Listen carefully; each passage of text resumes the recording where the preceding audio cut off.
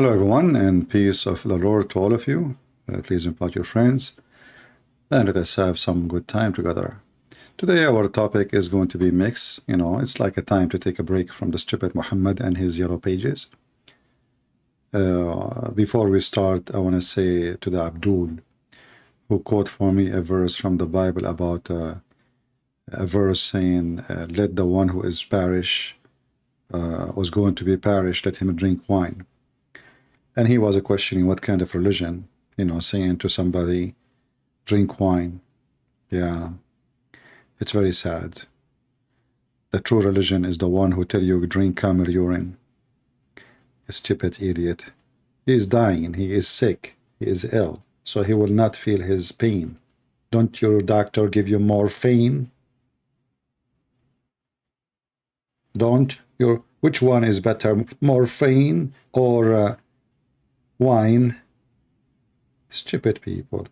But you drink camel urine, and there is an issue by the United Nations, peace be upon them, that camel urine causes death, kidney failure, cancer, even corona. You stupid idiot. Camel urine? Hey, by the way, I'm a camel. I'm Arabian, as you know. You want to have some? So Muhammad, and he have his own logic, and they are smart people, and they throw rocks. But we know when you drink camel urine, never ever speak about what we drink, you idiot. Wine is very tasty. And the stupid God of Islam himself, he promised you a river of wine in heaven. So how wine is bad, yet your stupid God, he promised you a river of it, not a bottle, not two, not even a faucet, but a river. Anyway, this is not our topic for today. There is many people, they speak, they are famous, and they famous because simply for a reason, not necessarily because they are smart.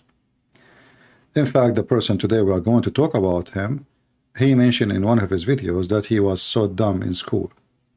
But I'm not going to judge him by that, because, there is many people who they were genius, they were not doing good in school. That is not really a record track of intelligent. But we have this person, his name is the trucker Carlson. This person, I find him, even though like the left, they don't like him, but I'm not going to take his side just because the left don't like him. I might agree with him in some stuff, but 90% of things he say, this person is a mad cow. And I will give you an example today by playing his video.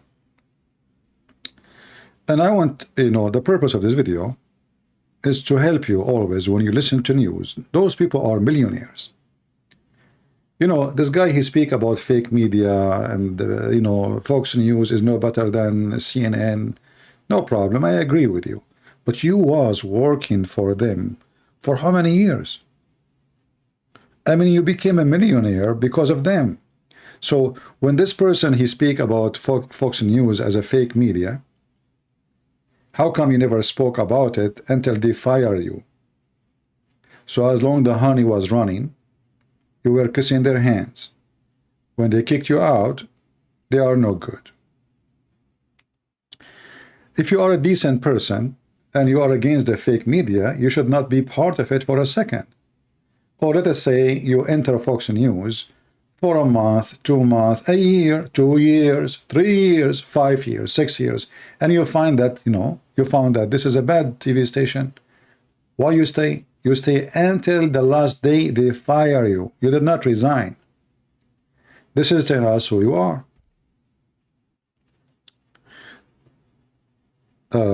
In the same time, as long all media is fake media, aren't you a media too?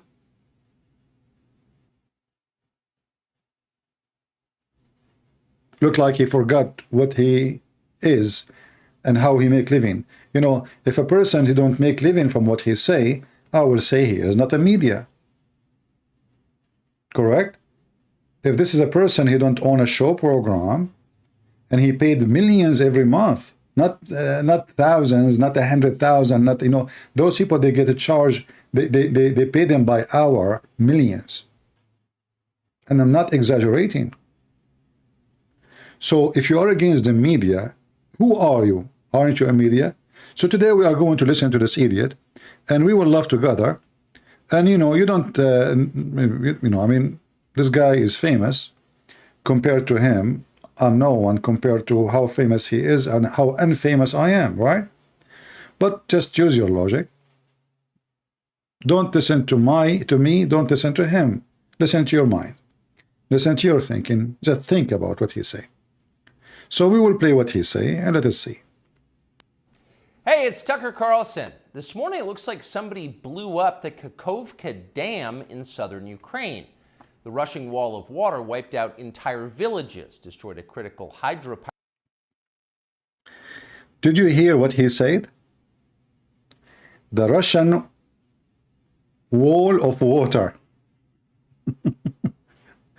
I mean, do you see he talk about the fake media? This is a dam in Ukraine, you stupid. What Russian? Let me play it again. Maybe I did not hear it. Hey, it's Tucker Carlson. This morning it looks like somebody blew up the Kakhovka Dam in southern Ukraine. Yeah. The rushing wall of water wiped out entire villages. See? The Russian wall of water. Did you hear it? The Russian wall of water. So the dam is a Russian dam. And it's a wall. Sound like this guy, he was watching Muhammad reading Zul Qurnayn. I mean, the first 2 seconds of your video is a fraud. For this is not Russian wall, and it is not Russian land.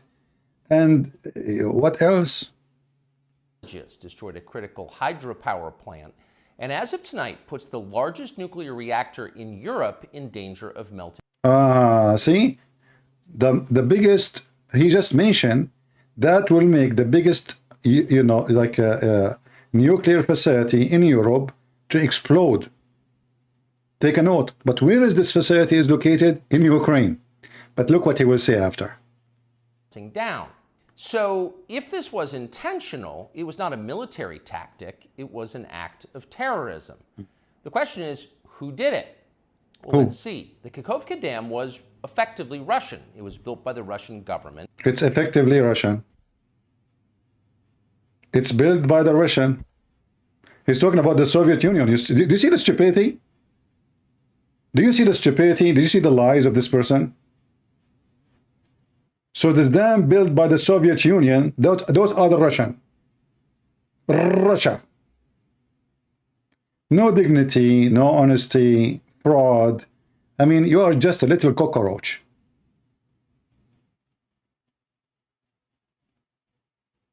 There was no Russia at that time. There was Soviet Union.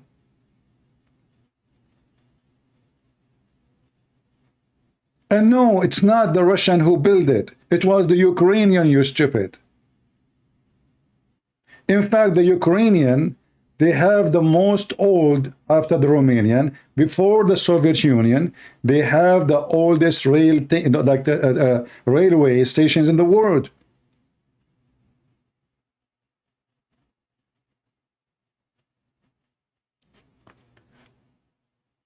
They lie with no dignity. I mean, you know, this guy, he have a lot of people who listen to him, and they take what he say. American are naive people. Majority of Americans, they never even finish high school. So that's it. It is a Russian wall. It's built by the Russian. It is inside Russia, and the water is Russian water. And now he will give you the conclusion. What is the conclusion? And now this explosion is going to affect a nuclear facility. It might cause a disaster and the death of millions and millions of people in Ukraine first. But who we will blame? Listen to the trucker boy. It currently sits in Russian-controlled territory. The dam's reservoir supplies water to Crimea, which has been for the last 240 years. This reservoir provide water to Crimea. You just said, you stupid, that this is Russian water, and Crimea is a Ukrainian territory. So why the Russian, they want the water of the Russian to go to Ukrainian territory? And if we look at the map, we will see that this is in the middle of Ukraine. What does this have to do with Russia? Some of them might say to you, this is the border. No, this is not the border. As you see, Crimea all the way deep, this is part of Ukraine. And we will talk about that after this edict is finished. Home of the Russian Black Sea Fleet. Blowing up the dam may be bad for Ukraine, but it hurts Russia more. For precisely that reason, the Ukrainian government has considered destroying it. In December, the Washington Post quoted a Ukrainian general saying his men had fired American-made rockets at the dam's floodgate as a test strike. Okay. So really, once the facts start coming in, it becomes much less of a... Why you don't place for us the general saying that so we can hear with you? And did he throw a rocket because the Russian, they were there at that time? mystery what might have happened to the dam. Russian water? Oh, Russian water, not Russian water. Okay, the Russian water. No, he said Russian. He said Russian wall. Russian wall, Russian dam, built by the Russian. Any fair person would conclude that the Ukrainians probably blew it up. I will stop here and show you how son of Muta this man is. Let us say those people really they blow the dam. Damn you. This is their land. They have a war with Russia. Russia destroy their country. You know what destroy mean? The country is demolished. And let us say, for the sake of argument, is part of a tactic to disturb the enemy, to do something to the enemy. Why, you filthy son of a whore, playing with the blood of nations? Those people are under invasion. It's not them who is invading Russia.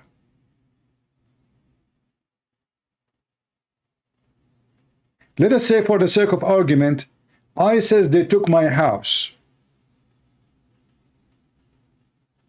And now they are inside the house. And I want to take my house back. It might cost me to burn my house in order to kick them out. So what is your problem exactly? Are you denying the right of somebody to defend his house? This coward, he want to justify the crimes done in Ukraine. The crime done by the Western, not only Russian, by the way, because the Ukrainian are the victims of this war. The victim of America, the victim of Carlson and people like him, who ignite hatred against the Ukrainian. The victim of Europe, the victim of NATO, the victim of Turkey, the victim of everybody. Everybody is using them as a proxy for war. The American, they don't dare to fight the Russian. The Russian don't dare to fight the American. So now they are playing chess in Ukraine. This is the reality. And now this coward, instead of saying what, this war is not just. I mean, those people, poor people, this is a poor country. We knew that Putin, he was not going and making a war to take a little town in the border. He went all the way to Kiev. All the way to Kiev. He sent terrorists and drug dealers from around the world. He bring even fighters from Syria. He brought the son of Muta, the coward Kadyrov, and his dogs. At that moment, every single son of Muta in the West left the Ukrainian alone. They washed their hands from them. The American closed their embassy. The English, they ran away. The president of France, he was like a yo-yo going between. Supposedly he's doing good, but the fact he was inviting Putin to do more harm because he showed him that we Western are really scared of your invasion. We will do nothing. Biden, he made it clear, whatever Russians do, we will not be involved. So they are the one who invited the Russian.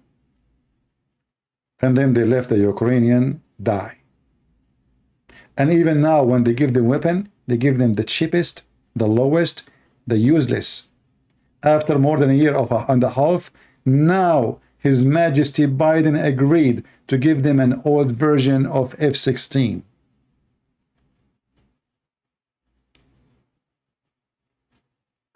People are dying. Houses are destroyed. Nation is killed. And trucker, coward, he want to share the truth with you. Why not? He don't have a house there. His mama, she don't live there. None of his kids are there. So let Ukraine get burned. Who care? And the Ukrainian are the bad people. And look, they burn their cities. You see how crazy they are? Why? Because they don't obey the beast. This is the idea of this filthy Carlson. If you should obey the beast. He said that actually in the video. He said that 1 million times. So now any country consider themselves superpower, invade the neighbor. And to avoid the beast, give him your land. Just give it up. Otherwise he will burn you. That's what he's saying. And instead of taking side with the poor, and millions of people, they became homeless, he's taking side with the invader.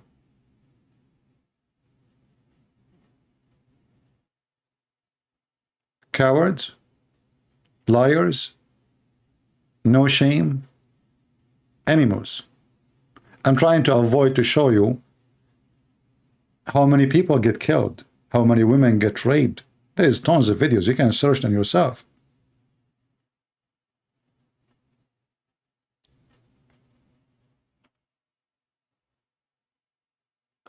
Somebody's saying, just to show you how stupid people are and how dishonest. Crimea is a Russian territory. Well, my friend, you are stupid like your Putin, and I will tell you why. Because Crimea, when Putin was a president for many years, was in Ukraine hand, and Putin, he came to visit Ukraine, and he welcomed Zelensky in his palace too. And he never said to him, hey, I want Crimea from you. Do you know that? And your stupid Putin, he opened an embassy for Russia in in Crimea itself. They have a consultant. So how this is your land, and how this is belong to you, and then how come you never mentioned that it's yours all those years?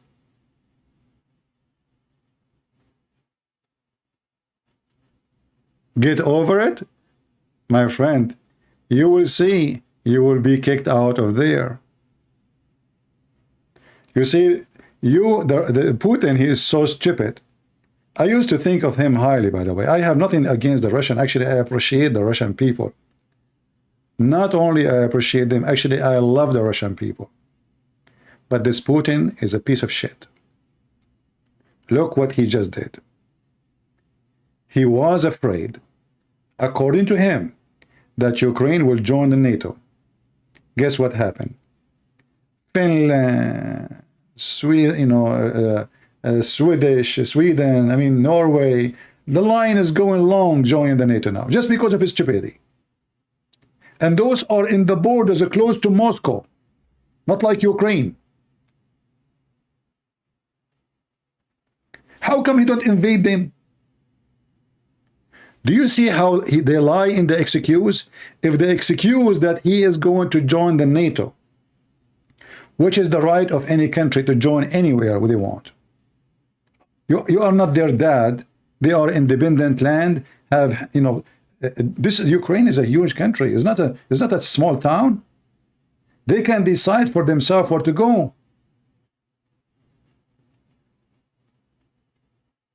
When Finland decide to join the NATO, why Putin don't invade Finland?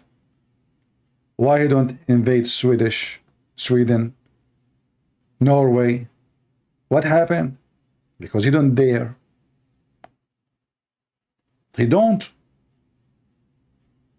His friend Erdogan is part of the NATO. Invade Turkey. He sell them weapon. How come you are against the NATO and you sell weapon to the countries who they are part of the NATO's?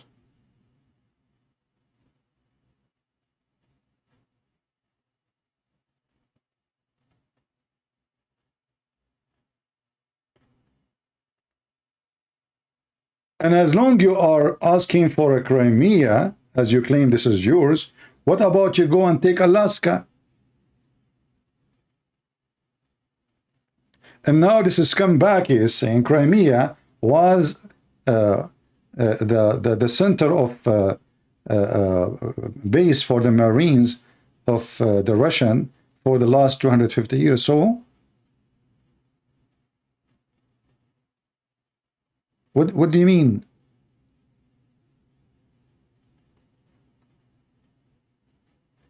So now I go back on history and I will give land to anyone 250 years ago. What about you, stupid Carlson, ask the American to give California to the Mexican, Texas to the Mexican, all of America give it to the Indian, and you leave. You and me, we leave.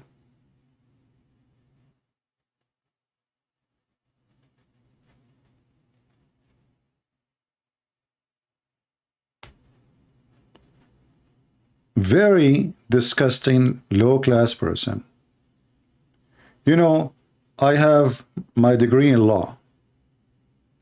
And when a country establish relationship with other country, and they send an ambassador, they sign a protocol.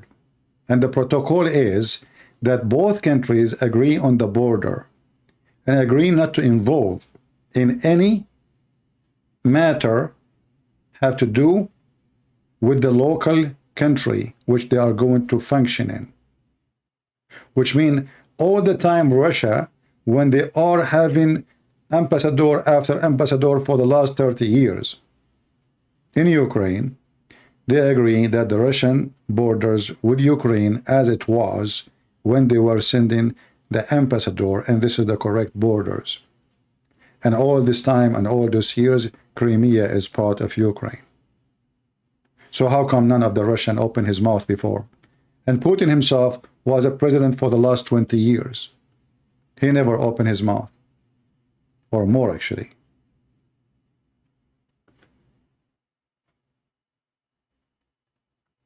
This person, what degree? Man-made law? Just to show you an idea how people are stupid. This guy, he is getting me busted. What degree you have? Man-made law?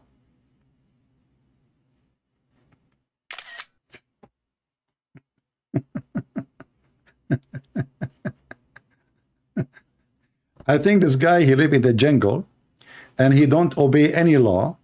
And if a policeman, he stop him, he shoot him. And if the tax collector come to his door, he shit on him. And he's asking me, what law? Man-made law. Look like this guy, he live free. You know? Yeah.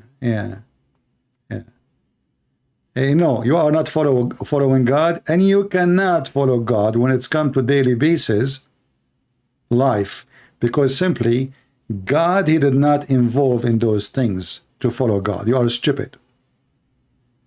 Did God put a traffic light for you? Did God put the tax law for you?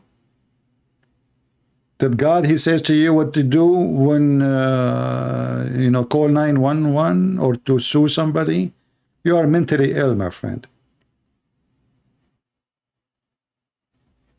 We don't have time for stupidity.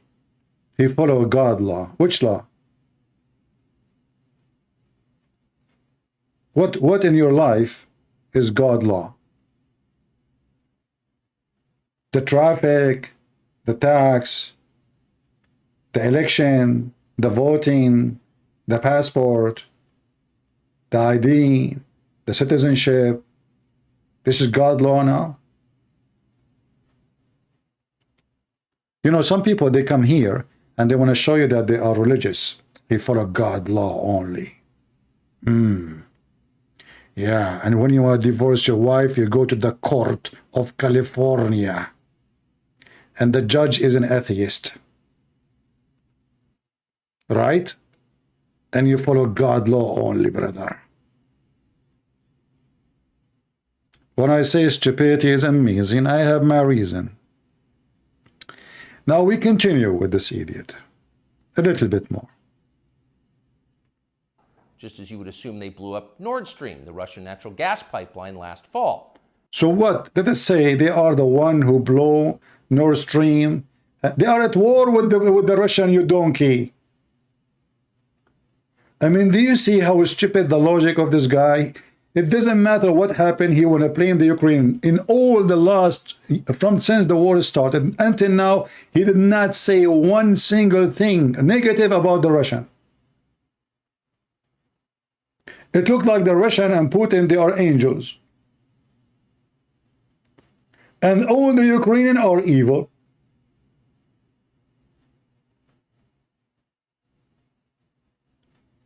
Do you understand what I'm saying? There is nobody is perfect, but for Carlson, the Russian is perfect. Always they are right. The Ukrainian in every single video, they are evil. But this is the same coward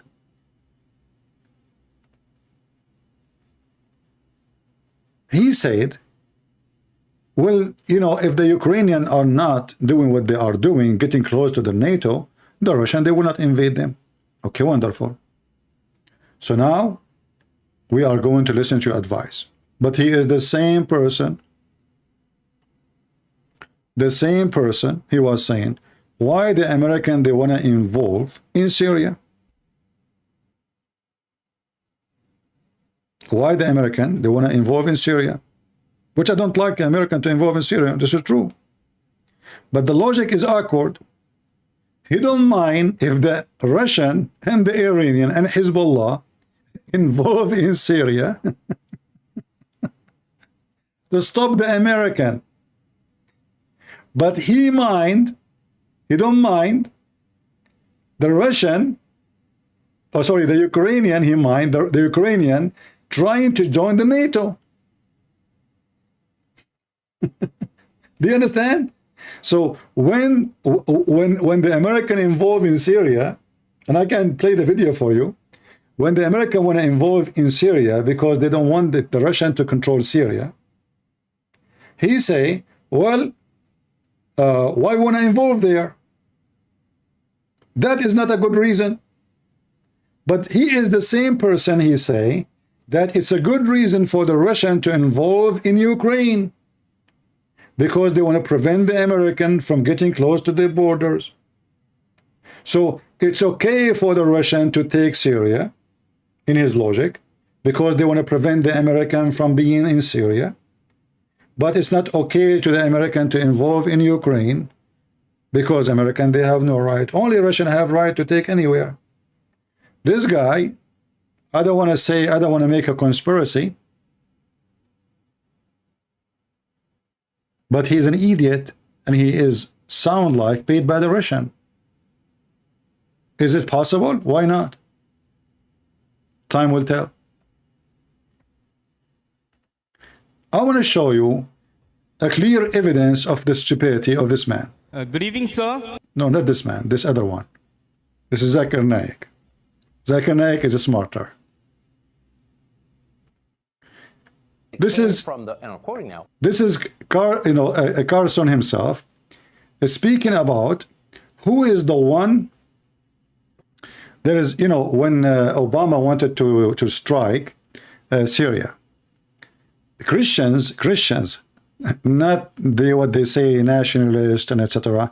Christian, and specifically Christian from Syria, they made a huge movement in USA to stop that war. Christians and Christians only. And we can show you one of the videos of a woman. She exposed John McCain at that time, the filthy McCain who loved to strike Syria. The stupid media, they say that the white supremacists, they are the one who made this lobbyist to stop the attack on Syria. And now Carlson is going to expose them. But how? Listen carefully. Small but influential white nationalist movement. The Washington Post agreed with this assessment. They said the war's critics hold, quote, racist, anti-Semitic, and sexist views. But wait a second. Why would white supremacists oppose the bombing of a non-white country? Syria is a non-white country. People, Syria is a non-white country. Syrian or African for Carlson. He is refuting now the stupid liberals. The stupid liberals, as usual, they say stupid things, no problem. They are liberals, and liberals never speak something right. And now he want to get them busted. And he is asking a question. Well, as long you are saying the white supremacist is the one who is trying to stop the attack on Syria, why the white supremacist want to support a country which is non-white? This donkey, he do not know where Syria is located. He thinks Syria is an African land. He thinks it is Somalia. Racist, anti-Semitic, and sexist views. But wait a second. Why would white supremacists oppose the bombing of a non-white country?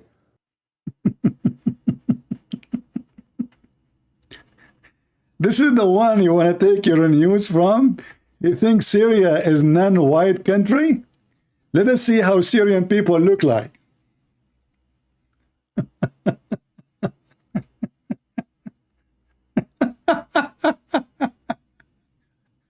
Brother, this is non-white. This is...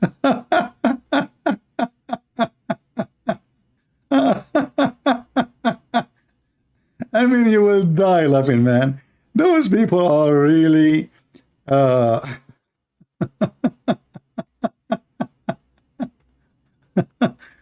I know, you know, the Syrian people are really African. They are so African, buddy.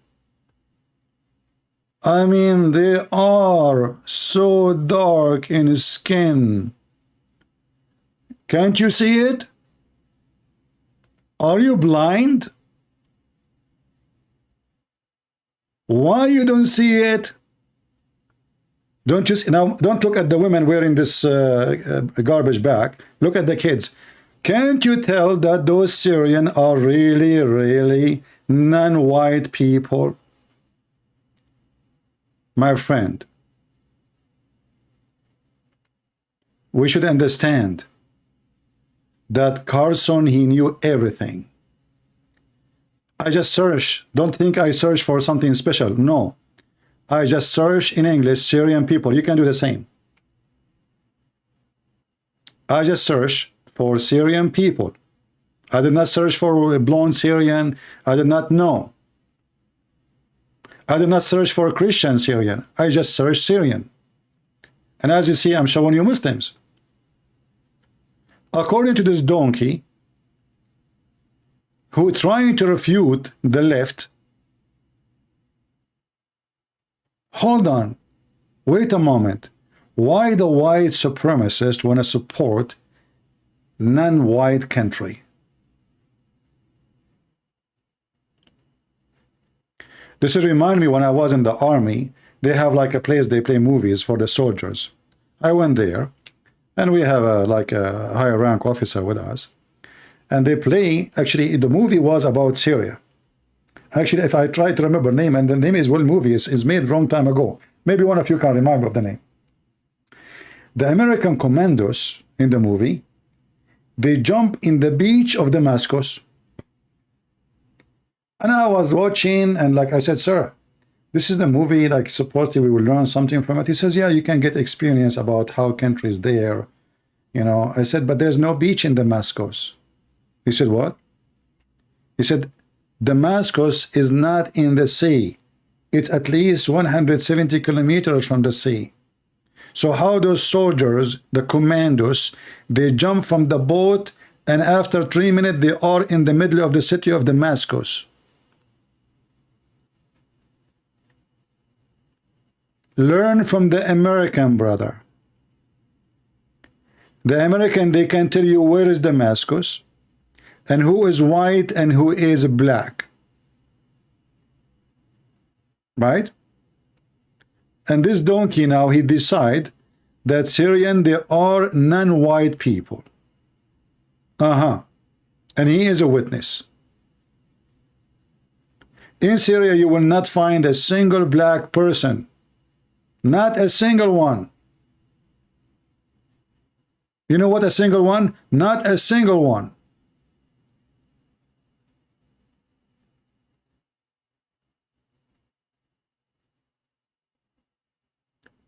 Those people, they have no shame. They lie to everybody. And, you know, when you are famous, people believe you. He is in control of the show. And remember, he is against the liberals. But you are not less stupid than them. You are so dumb, so stupid. Did you even try to search about ethnic groups in Syria for 2 seconds? We'll take you 2 seconds in Google.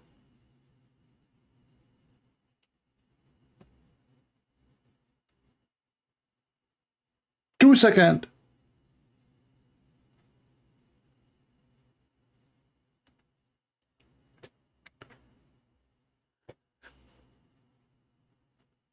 I don't want to spend more time with this donkey. I think you get my idea.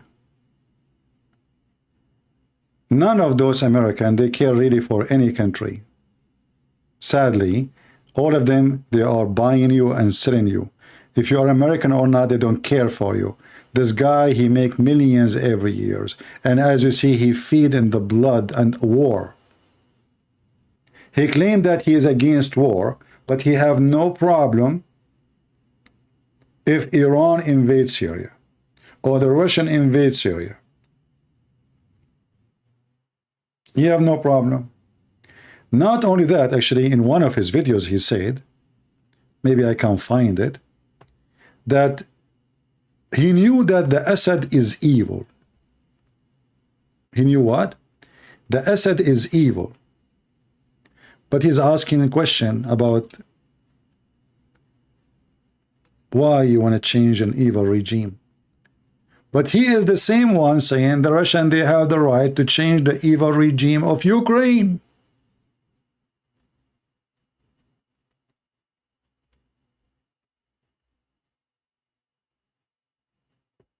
It came from the, and I'm quoting now, small but influential. Let's see if we can find it. Give me a second. Do you see the stupidity? Why we want to change a regime in Syria? And by the way, I don't support changing any regime by the involvement of the American, because the American, they don't fix it, they burn it. They never fix anything. And always they support the wrong side. The regime in Syria is 1,000 times better than those so-called rebels. Those rebels are nothing but terrorists, and they are not our friends. They burned churches, they were killing Christians. The Assad did not kill Christians. In fact, there's a huge part of the Christians, they fought with the Assad. In fact, if not the Syrian Christians in Syria fought with the Assad lost long time ago. They sacrificed thousands and thousands of fighters.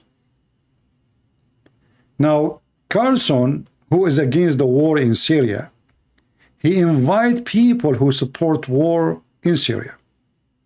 And then he agrees with them in 99% of things they say. But everything they say in this video is a lie. His guest, everything he say in the video is a pure lie about Syria. Carlson, he shake his head. Yeah, right. You are right. Yeah.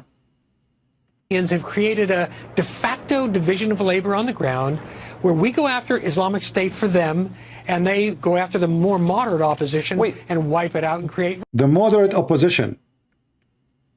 The one they call them liberals are the moderate. Who is the moderate? Those who slaughter the neck of 6-year-old kid because he's a Christian, or because he's a Shia, or because he is a Alawi. Those are the moderate, the friends of America. Those are the friends of America who the stupid Trudeau opened the border for them in Canada. The moderate. When you hear the word moderate, what do you think? Let me show you the moderate. I will do a little bit search about the moderate Syrian rebels. The moderate.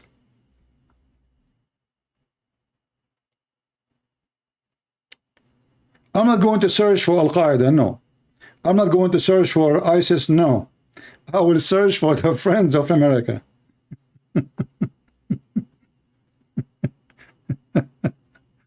The moderate.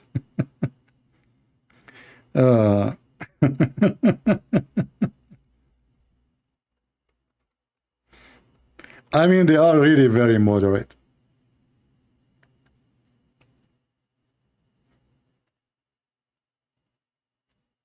Brother,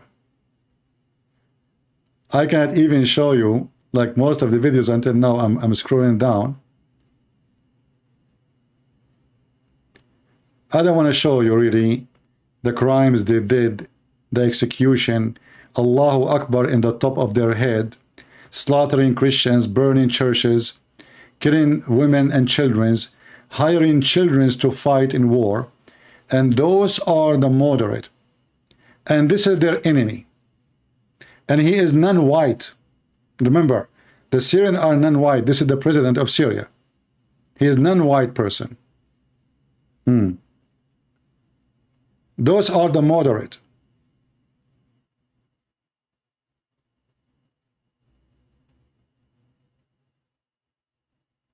All of them. And look, the American gave them weapon. They gave them the most expensive weapon. Obama, he armed them. He gave them $500 million. Those terrorists, the moderates. I don't want to search for. Look, you see those things? Is blocked in YouTube because there is a lot of violence there. They are the moderate, brother. The moderate. Yeah. No comment. Fighters from Chechnya, from Turkmenistan, from Afghanistan, from Taliban, from Somalia, from Egypt. Those are the Syrian rebels. You know, especially the fighters of the Muslims Brotherhood. Going back to the video, you will see Carlson, he agree with this man that the Assad is evil, and those are moderate people, and they are fighting for freedom. But why shouldn't we be supporting or rooting for the Assad regime too? Yes, it's evil. But relatively speaking, it's not the most evil group in Syria by a long shot, maybe one of the least. And it's also, again, relatively speaking, a rational actor. You can kind of predict what the Assad people will do because they don't want to die, in contrast to ISIS. So why is it unthinkable that we would, in the end, be rooting for them to reestablish control over that country and stop the hemorrhaging of refugees into Europe, for example? Here you see the double standard. In the whole video, he was agreeing with the guy, and now he's saying, why want to do that? Why we don't root with the Syrian regime in order to make a stability? Wonderful. So why you don't want to root with the Ukrainian regime if they are evil as you claim to make a stability? How come the American, they should not involve, they should support the evil one, not to go against him for the benefit? There's a benefit of supporting someone evil. That's what he's saying. So he don't mind supporting someone evil in his standard, as long as there's a benefit from supporting that evil. But he himself, he cannot support the Ukrainian in any way, in any mean. He supports always the Russian. And the Russian are not the weak one. And the Russian are the invader. And he was asking why you should involve there. But he is the one saying, the Russian, they have the right to involve there. The American, they have no right to involve there. The Russian, they have to involve everywhere They have the right. This guy is a Russian agent. He just supports whatever the Russian they say. He is just a media person, a media stand chair for the Russian regime. Never ever spoke one time against Putin. If we take him right now and he live in Moscow, can he say one negative thing about Putin? No. No. He will be in jail. Putin, he have long list of accusation to anyone say something against him. Security, they accuse you of security. Local disturbance. Spy agent to foreign country. Unregistered agent of journalist for foreign country. Receiving donation from foreign country. There's millions of accusations they are ready to put you in jail.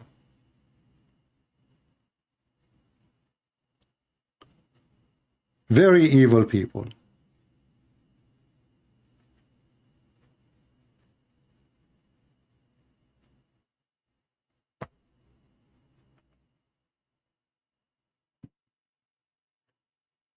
I say, leave the people alone. It doesn't matter if it's Syria or Ukrainian. Keep your shit in your pants. Those Americans, they consider playing with the soul and the life of other countries as a game. This guy is doing business. All for him is this is a business. Millions of dollars, salary, money. And he say always he oppose the others, not because he have morality or he have intelligence. As you see, he's stupid. He oppose so he can be controversial and people they speak about him more. And that will keep him hot in the market. If he is the same as the rest, well, he will not be shiny for the rest. If the left they say right, he will say left. If the left say left, he will say right.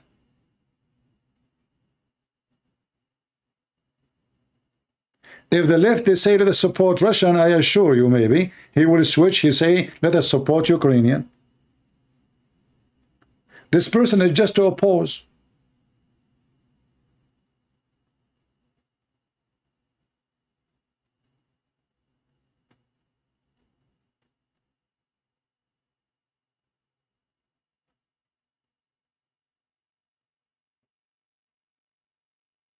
Everything happened in the Middle East in the last 50 years is because of the evil Western involving there. Who is supporting the terrorists in Saudi Arabia? You know the name. Who supported Osama bin Laden? You know the name. Osama bin Laden himself, he was trained by the CIA. Even American newspapers, famous ones in USA, they publish article about him as a hero.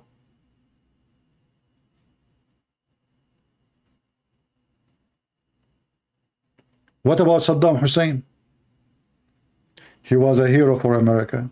He fought the Iranian regime for 8 years. One day, they, he became a useless card. They burned him. He made mistakes. They thought of him, he will take over Saudi Arabia and Kuwait, and that is dangerous. They want to protect those two farms because those Middle Eastern countries are farm for them, where they grow chicken. The Saudi is a farm, Kuwait is a farm, Qatar is a farm, Emirat is a farm. Those are not countries. Until now, they are countries, and they will never be countries. They are farms of biggest countries. So, like the farm of Saudi Arabia right now, when they felt the Americans are not taking care of them, they wanted to show the big boss, we can go to other boss, to China. Because they cannot live as an independent country. They need a protector. If not you, American, we will go to the China. What do you want? Because they cannot really fight the Iranian. The Iranian, they can invade them anytime, and they can eat them alive.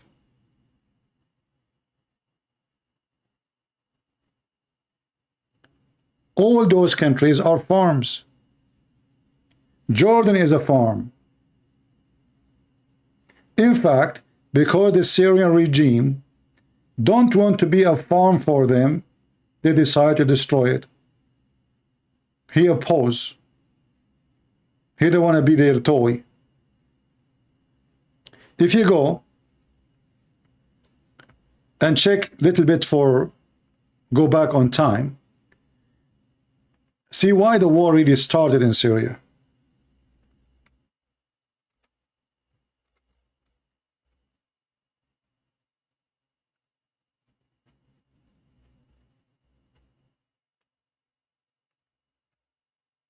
Many years ago, around 2008, 2007, the NATO and European Union, they wanted the Syrian to accept to run a pipeline from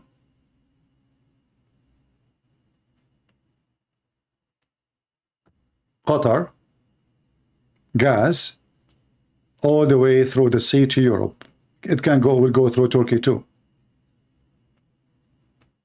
Big project. And Iraq is totally under the control of American until now, actually. I mean, all the government of Iraq until now, they are controlled by the American. So the pipeline will go all the way from Qatar and will run all the way through Syria, and then will go to Turkey and then go to Europe. It might be a long line. Trust me, they are running long line from Russia too. All the purpose of this to be independent from the control of the Russian gas, so they can have more secure gas coming to them. The Assad refused. Why he refused? Because simply he is a friend of the Russian. He will not do something will harm his friends. The whole purpose of this line is to get rid of the Russian gas and oil. That's it. It's not a secret. And when he refused to run the pipeline going through Syria all the way to Turkey, then to Europe, they cannot run it.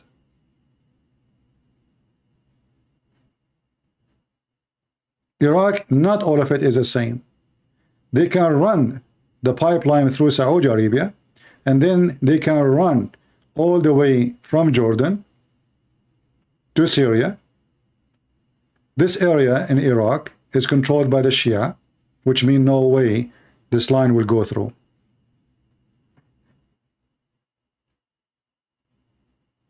He refused. So we need to change him. All of this have nothing to do with the human right. They don't care for a human right. What about, okay, we change the regime in Saudi Arabia? As we saw in Saudi Arabia, one of their terrorists, he went to the embassy in Turkey. He got in, he never get out. What they did to him? They butchered him, literally. They made him a ground beef. In Turkey. If they do that in Turkey, what they do in their land? If this is what they do in Turkey, in the Saudi embassy in Turkey, what they will do to someone who opposed them inside Saudi Arabia? What about Qatar? What about Emirat? All their friends are terrorists. What about Jordan? Name for me one country is a friend to the West. The most friendly ones are the most ugly ones. This guy in Syria, he is not their friend. He is a friend to the Russian. He gave the Russian 2 bases. One in the sea, and one is close to the Turkish border. They could not take it. That is dangerous. The Russian now, not only they have a big base, they have 2. And not only 2, they have a port. And not only they have a port, they have a strategic supply depot in Syria, which means they have oil anytime, they have a fuel, they have missiles, they have all kind of strategic support in the case of real war. And they are so close to Europe and so close to Turkey.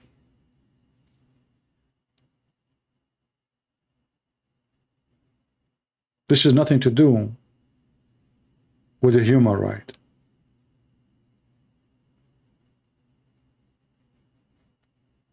The Western always they destroy countries, and the the Ukrainian are victims of the Western. Not only the Russian. There is two beasts. If your country is delicious, that does not mean really you are lucky. It's the opposite. The more delicious it is, the more everyone want to take a bite from it. So Russia want to take the country. Iran want to take the country. The West want to take the country. And the Syrian people didn't know what to do. And now everyone support his own gang. The American, they found that always the Muslim Sunni are the best gang to support. They are terrorists. They kill for money. And they are willing to be sold. They say Allahu Akbar, but they have no problem to receive dollar from the American. They say we want to fight the kuffar, but they have no problem to be trained by the CIA. The Muslim Shia, they say they are against the kuffar, but they have no problem to buy even weapon from Israel, as what happened in Iran during the war with Iraq. Imagine Iran was buying weapon from Israel. And imagine Israel is selling weapon to Iran. Does that make sense to you? To make it more stupid, imagine Israel is supporting Hamas in Syria, and they are fighting Hamas in Israel. This is what happened in the last 10 years in Syria. Israel was supporting Hamas fighters in Syria. Even they opened a hospital for them in the borders with Israel. How you fight Hamas inside Israel and you support Hamas inside Syria? The answer is very simple. Hamas in Syria, they are killing the regime army. So we support them. Zero ethic. The terrorists in Syria, they are killing the Christians, they are killing the Assad army, they are killing the government official, they are burning the country. This is our enemy. So we support them. If you don't believe me, you can go and search right now Netanyahu. He opened a hospital. This is scumbag Netanyahu. He opened a hospital for those terrorists in the borders.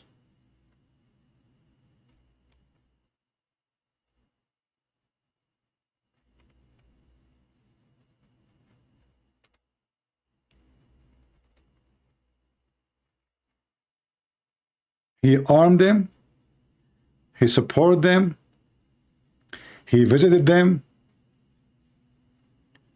They are welcome in the borders of Israel. They are our friends, they are not our enemy. And when the Syrian regime actually tried to attack the terrorists, they run toward Israel, and the Israeli army right away sent shells against the Syrian army, so they cannot be killing the terrorists.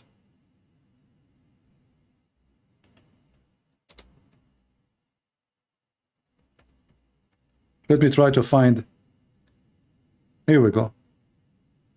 Do you see it? Netanyahu visit Syrians injured civil war. Who are those Syrians?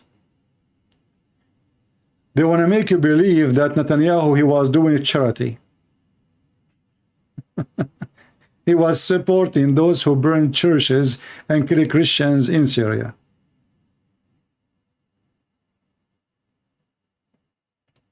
Right? In fact, me, myself, I support what Putin, he did in Syria. You know, I always spoke actually good of Putin. But this guy, he decided to make a big poo-poo. And look what happened now. After more than a year and a half war, the Ukrainian army is stronger than never before. The Ukrainian army became one of the massive, scary army in the world, even though they don't have much weapon. But now they have extreme, powerful experience in war. To the point, the Russian soldiers, they are running to their life. Russia. When we say Russia, we are talking about a country is scary. Scary even to the American, to the Chinese, to everybody, to Japanese.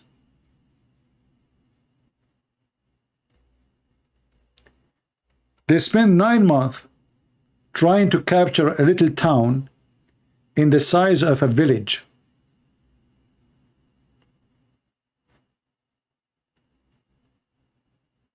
It's called Bakhmut. All the massive army of Russia, they could not take it. Then they hire a terrorist group, criminals, mercenary, and they took, according to them, 60%. Just today, the Ukrainian took the big part of it back.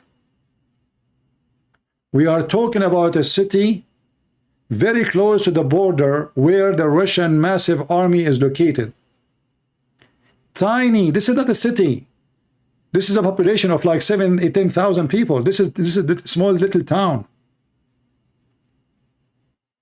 It's not in the mountains.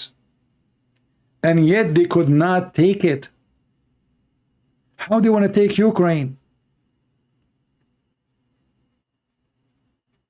2 weeks ago, Wagner, they announced that they control Bakhmut, which is a lie. They control a big part of it. This is true.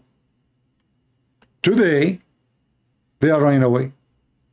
So, took them 9 months to take it, took them 3 days to leave it.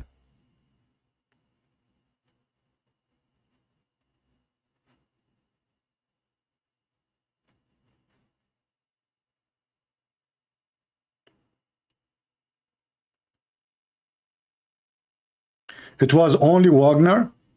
A guy is saying it was only Wagner. You forget that he brought Wagner because the Russian army could not take it. Why you want to hire people to take it if you can't take it? That is even more stupid excuse from the answer. Because it's an insult to Putin to hire an organization to take a town because your army cannot take it. That means an organization is more powerful than your army. Is that correct, guys? If I hire a contractor to take for me something I cannot take it, that means the contractor is more skilled, more powerful, more equipped, and even they have a great fighters.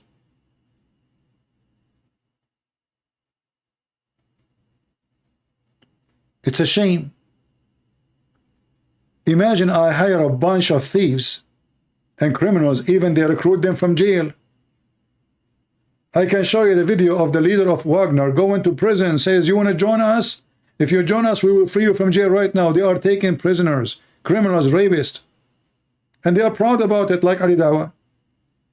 So how in the world the army of Russia cannot take a small town, but they can take Syria, all of Syria? The answer is very simple. In Syria, they were fighting the Syrian Muslim terrorists. They are coward. Those are coward. They shout too much. The second the enemy come, they run, they hide like a rat. The same what happened between Israel and Hamas.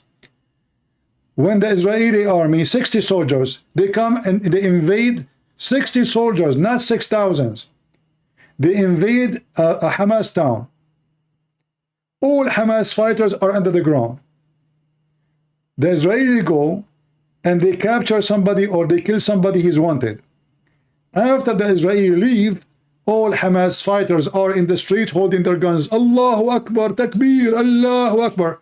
So the difference is their war in Syria was war with cowards. Those Muslim Sunni, we know them, they are cowards.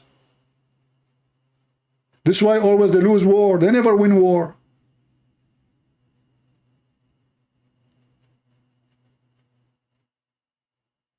The war in Ukraine, they are fighting people defending their houses. And they are brave. Ukrainian in history, go and read about them. They are not like a cookie you can eat.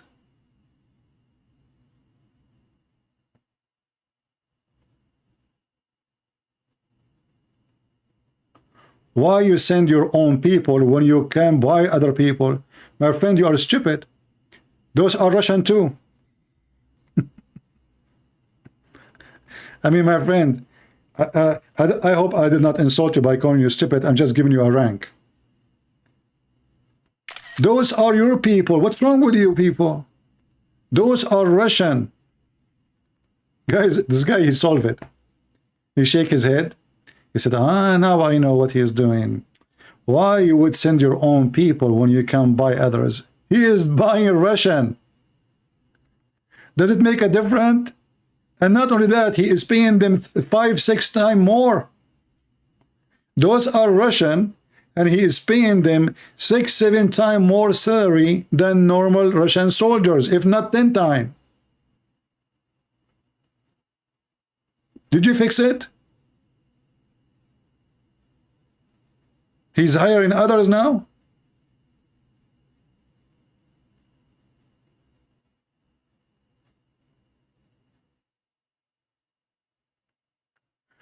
Ukrainian does not exist. I heard that before. I heard that Ukrainian, they are alien. In fact, my friend, Moscow was not built when Ukrainian were exist. You do not know history.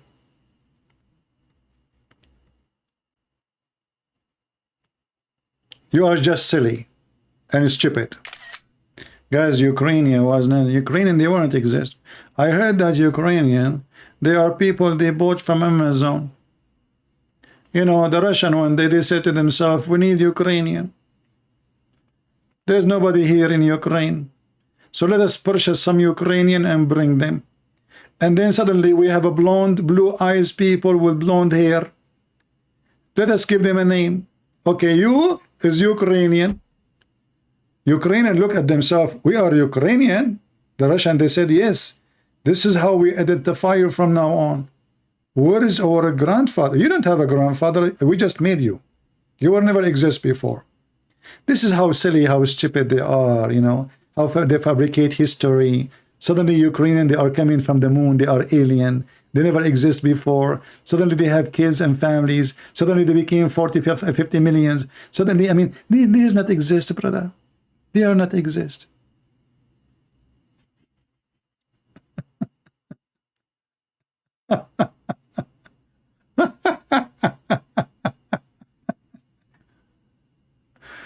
Oh boy. And you know, this is what the Muslim they say, the Israeli they were not exist before Israel. The same propaganda. But their Quran says the children of Israel. Oh boy. Anyway, you see, I'm not supporting anyone. I support only the one who is treated unjustly. If the Ukrainian, they are doing bad to Russia, I will support the Russian. Very simple. But you do not need to be genius if you have little decency that those millions of people, they lost their homes for nothing. For a madman, his name is Putin. Let us say those Ukrainians, they want to join the NATO. Who dare to invade Russia? All of us, we knew they don't. Because that will be the end of the world. Who dare? Get closer. Okay, get closer. Nobody can step for such a war. Nobody dare for it. And if somebody wanted dare, that's mean this is the end of the whole world.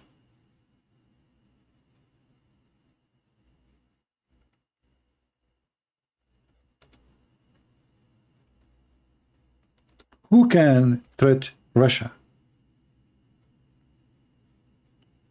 It's a big fat lie.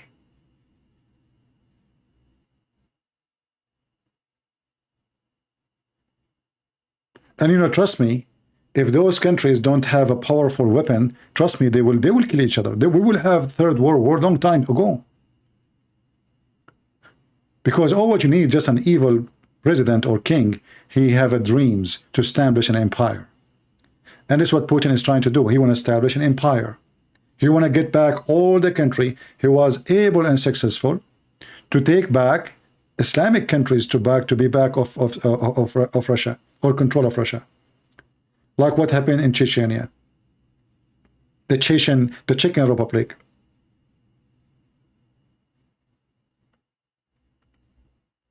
Who is the one who burned the Grozny?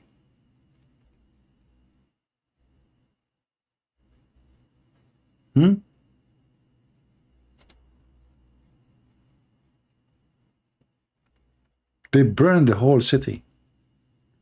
And the war took long time. Do you have short memory?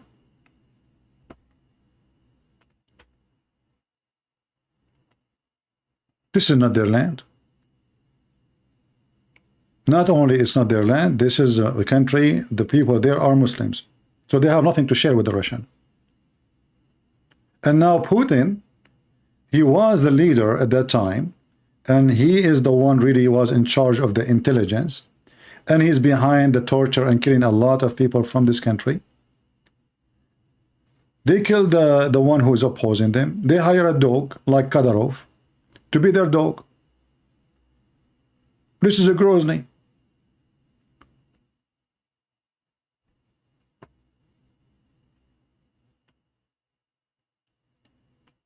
At that time, those people, they are Muslims, they brought every single terrorist in the world to fight the Russian. But because they are coward, and they are not truly fighters, they betray each other, you know. There is something, the Muslim, they have a problem, big problem. The Muslims always untrustworthy. They betray each other. If you check the history of Islam, who is the one who killed every single caliphate after Muhammad? The Muslims. Who killed Muhammad? The Muslim, they confuse. Some they say Aisha and Hafsa, some they say a Jewish woman. So imagine Hafsa and Aisha, they killed Muhammad, which means Abu Bakr and Umar, they killed Muhammad. Who killed Uthman? Who killed all the caliphate? Muslims. War with Muslims is so easy because those people are for sale. Zero dignity. Their God is dollar. They don't worship God. When the American, they were looking for Saddam Hussein, and you are a citizen of Iraq, and you love this president, and the president, he make you your special guard. Then the special guard go to the American, take $25 million, and he bring the American, he says, this is Saddam Hussein. $25 million. Muslims. Just say money. In Saudi Arabia, just a few years ago, if a woman, she walk in the street without covering her face, she would be beaten by the police. The crown prince, he decided to, no, we don't want this no more. Who dare to say no? Cowards. Suddenly their religion is not important. A week ago, we beat a woman if she is alone in the street. A week after, a woman, she drive a car. And now we have nightclubs. And now we have festivals, and we have music, and we have dancing, and we have women wearing jeans and short skirt, and even they are doing parties.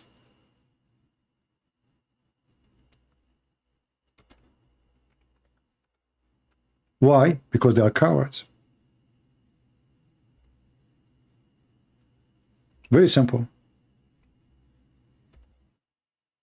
Who dare?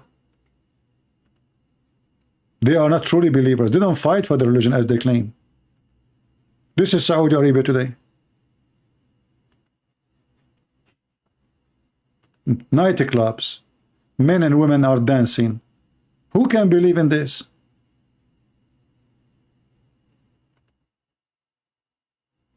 Music. Music in Saudi Arabia.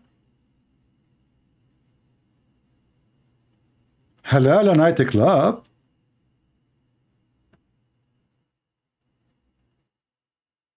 Who wanna go with me there? Those are the girls in the nightclub there.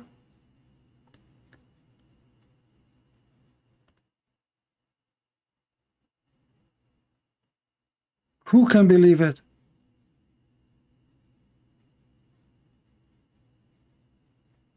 How things can change so fast.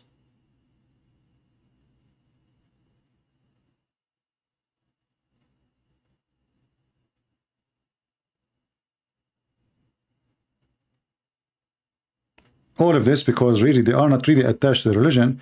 They have big mouth, they shout a lot.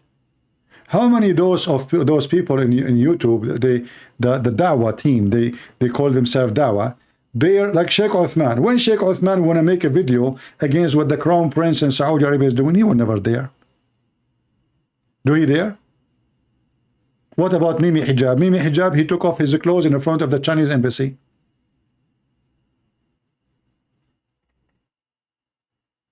Saudi Arabia invite the Chinese president, and they brought every Muslim president to kiss his ass.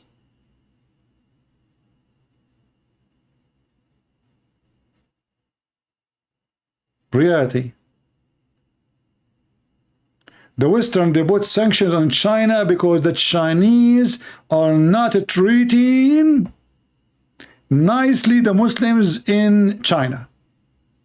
The Muslims, they kiss the ass of the Chinese president.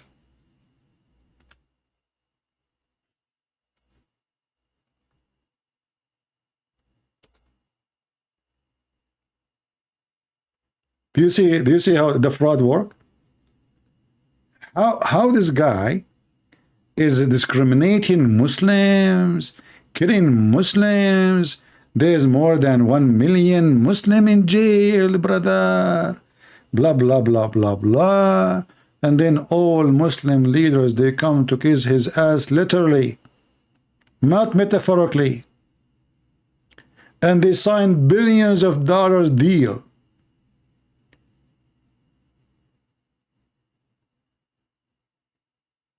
Name one Muslim president he did not come and kiss the ass of the Chinese president. The King of Jordan, Erdogan, even Somalia, man.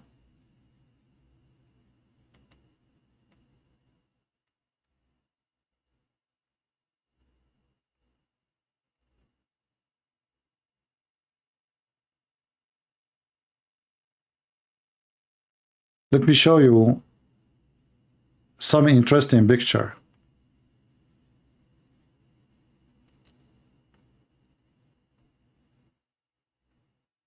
I mean, who is left is not there. Do you see all the flags behind? All the flags behind, there's only one of them is not a Muslim country. All those flags behind, all of them, except the Chinese flag, all of them, they are Muslim countries. All of them, they come to meet the Chinese president. The same they did exactly with the Trump. The second they see a lion, all the hyena, they are in his ass. When Trump, he came to visit them, they did the same thing. The only different, when Trump, he come, he brought his daughter, the Barbie, and all those Muslims, their mouth is open. By the way, nice to meet you. What's your name? Ivanka? You are married, Ivanka? Okay. And there's a Muslim when he built the mosque. He built the mosque, he called Ivanka. Other Muslim in Saudi Arabia, he offered Ivanka to marry him, even if she is married. Other Muslim, he says, if Ivanka, she convert to Islam, I will give her all my money. I mean, everybody is horny.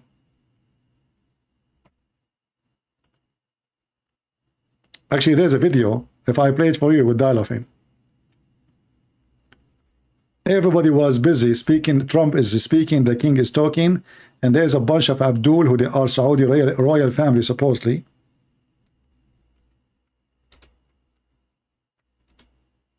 Sitting next to Ivanka Trump.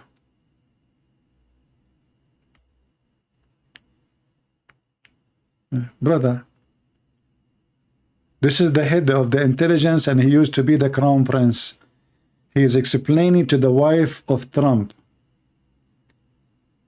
This is other prince. He is getting closer, you know, to Ivanka. Okay, he want to take care of Ivanka.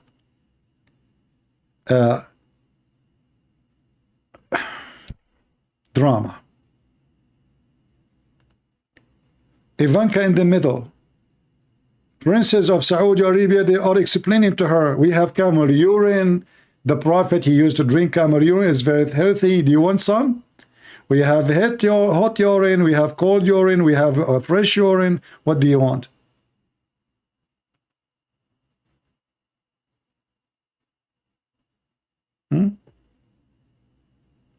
Yeah.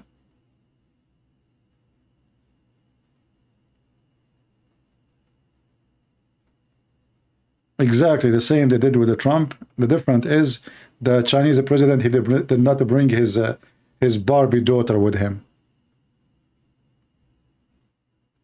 Yeah. I have a dirty mind. Hey, Muhammad, you see, a Muslim, he's saying to me, you have a dirty mind. Hey, Muhammad, when your God Allah, he says to you, when you go to heaven, you are going to F women, dahman, dahman.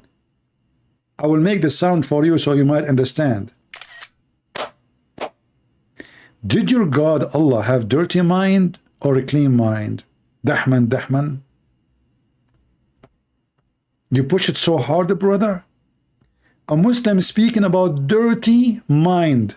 A person whose God promised him endless penis and a vagina for that, fit for that, and a penis will never go limp. He's speaking about dirty mind. Look how sensitive they are. Decent. Muhammad, did you get hurt from my words? Do you want to call me in Skype so I can just speak to you nicely and fix it? But I don't know if your mom, she's around. I have to do breastfeeding for adult first, 10 times. Was your prophet dirty when he ordered your mom to give her nipples to Christian Prince for 10 times? Different days?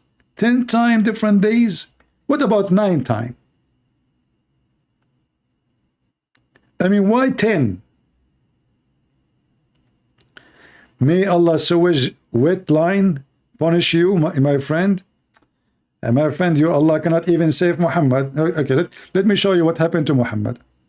Let us see who is the one is punished. I don't faint every 2 seconds. Your prophet, he poo-poo in his bed. He cannot go and move. He is hallucinating. Look at this, look at this. I'm glad I remember this hadith. The Messenger of Allah fainted when he was sick. He saw Ivanka Trump. And he saw Ivanka and he looked at his wife. He said, this is my wife and this is a wife. This is a woman. And this is a woman? You know what? Trust me. If Muhammad, he saw Ivanka, he will make a chapter in the Quran called the chapter of Ivanka, and he will describe the virgin like Ivanka. I assure you. So the Prophet, he was sick. He fainted. Muhammad, are you with me? Your Prophet fainted, the fainted Muhammad. He woke up and he said, has the time for the prayer come? They said, yes, yes. He said, okay, tell Bilal to call for the adhan and tell Abu Bakr to call the prayer for the people. And then he fainted again. Oops. And then he woke up again and said, has the time for the prayer came? They said, yes. He said, okay, tell Bilal to call for the adhan and tell Abu Bakr to lead the people for prayer. And then he fainted. What the heck? I wonder, was the socks of who around him? Do you think this is because of the socks of those companion of the Prophet? They make him faint. And then he woke up again and he said, has the time the prayer come? They said yes. He said, tell Bilal to call the adhan and tell Abu Bakr to lead the people for prayer. Aisha, before now, she knew he was going to faint soon, So start rushing, speaking fast. She said, my father is a tender-hearted man, and he is a stand, you know, in the place he will weep, and he will not be able to do it. So if you told somebody else, okay, tell somebody else who can do it. Then he fainted. She did not even finish the sentence. He fainted again. And then he woke up. Look, what the heck? Again? And he said exactly what he was saying. He did not care what Aisha said. Then he woke up and he said, tell Bilal to call for the adhan and tell Abu Bakr to lead the prayer. You are like a female companion of Yusuf. What? What? You are like what?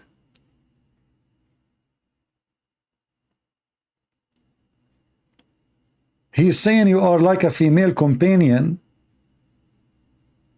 of Yusuf. To who? So Bilal was told to call for the adhan, and he did. Abu Bakr was told to lead the prayer, and so he did.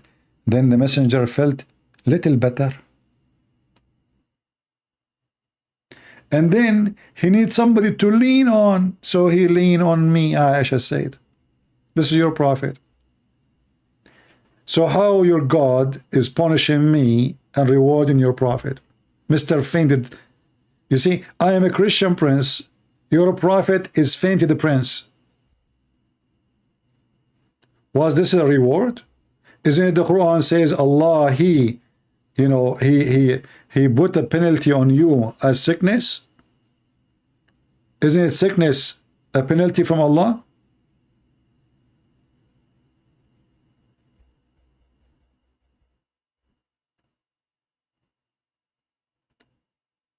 Anyway, it looks like today we don't have too many people here interested in the topic. Feel free to download the video. I just wanted to expose this guy. I mean, they make me sick, all of them, you know. They claim they are, before we finish. There is a senator. He's a Christian senator. His name is Ted Cruz.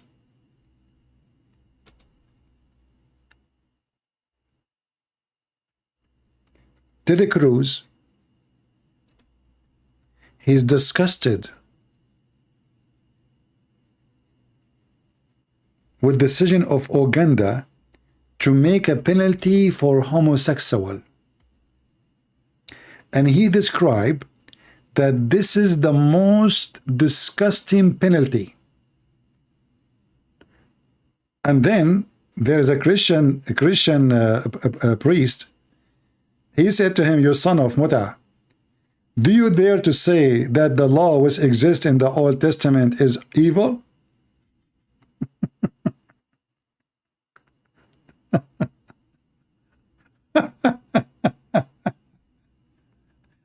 This guy, he claimed that he is conservative and he is a Christian and he adored the Bible and la la la la and lu lu lu lu. You know, he's woke. You see, those they call themselves Christians, they are the same as the Muhammadan. They play taqiyya. So he's a Christian in the church. He agree with the Bible at home. He opposed the Bible on the front of the TV. And then a Christian minister, he gave him a screwdriver. He told him, "Do you dare to say that this is evil which is written in the Old Testament? Do you?" You don't dare. Potato. Cowards. They bow down to the wave so they can get popular, but not with us. Not with us. We are here to expose those false Christians. Right? Anyone have any question for me before? By the way, just to let you know, I am an Arab. I believe in democracy. If your question or your answer I did not like, I will block you. Because this is the only language you understand. You woke culture. You support terrorism. You like the communist in China. So can I practice the Chinese government rules on you? Consider me communist. The whole country have one opinion. The whole TV station, they have one news. The whole newspaper, they have one line. The whole cartoons in the movie praising the president, even cartoons. There is songs for the president. There's ice cream for the president. Even there is sex toys from the president, not to the ham, no, from the president. What do you want more? So you support communist. Let us practice communist on you. And the funny is, those woke, they support communism and socialism, and their hero is Bernie Sanders. Hey, Bernie Sanders, how many million you have? Only $3 million, not much. I mean, look at them. They are so communist. Bernie Sanders, he is so poor. He is very communist. He have a big villa in California.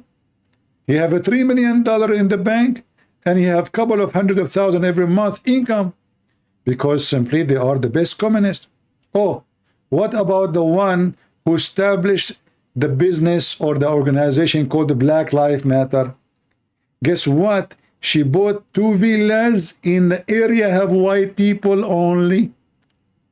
I was wondering, the money donated to the Black Lives Matter was to prove a point, that she want to go and live in a big villa between the rich white people, so she can tell them there when they are drinking coffee in the morning in the club, in the golf club with the redhead people, to tell them, by the way, Black Lives Matter.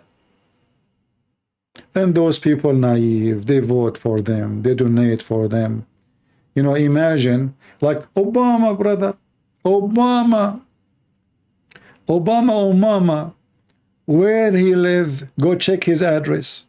He live between the most rich white people, 0 black people there, only Obama and his mama. They are very much in love with the black people. What about Nancy Pelosi? Nancy Pelosi, she loves black people. I mean, she cannot even spend one day without defending black people. But she cannot live between black people. I mean, it's not because she is racist. No, but she have some kind of allergy. You know? All of them, they are socialists, but they drive the most expensive cars. They have a huge bank account. They want to defend the poor, but they are millionaires. They are against fuel and gas, but they drive the biggest engine cars. But brother, all of them, they want to go green.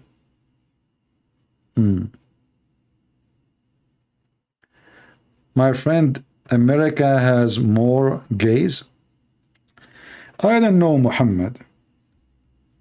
You have to prove that for me, but I can show you that your prophet himself was a gay. So should we make him the boss for the gays in America? If I go right now, I will show you the most conservative Muslims.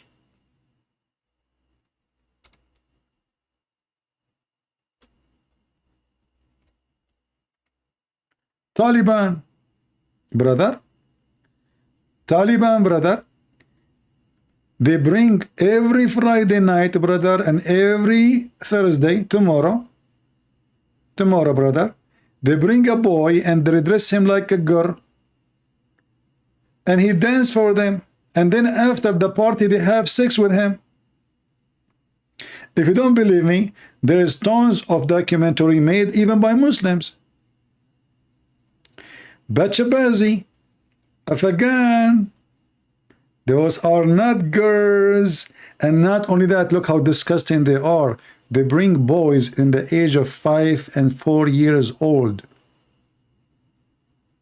And you are talking about gays? This is Afghanistan.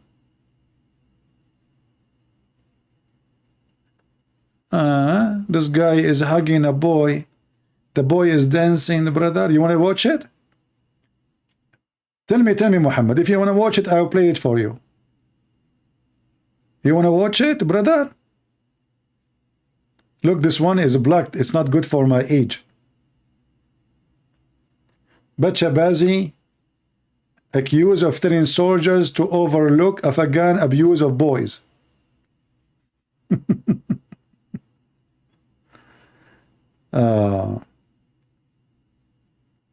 I advise you to do 9:30 a.m. Well, I go live when I feel like it, my friend. You can always watch it. This is not a Bachabazi boy.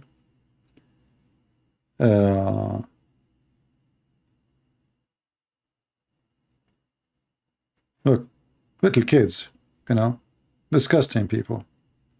And then they lecture you about homosexuality. I made, actually, I translated the video not long, many years ago, actually, from an official Islamic TV, Saudi Arabia. They said 30 to 40% of the population of Jeddah, they have sexual intercourse with a family member, boy or a girl, which means boy with the boy, or girl with the girl, or boy with the girl, which means brother and sister, brother and brother, sister and sister, or even a friend, family member.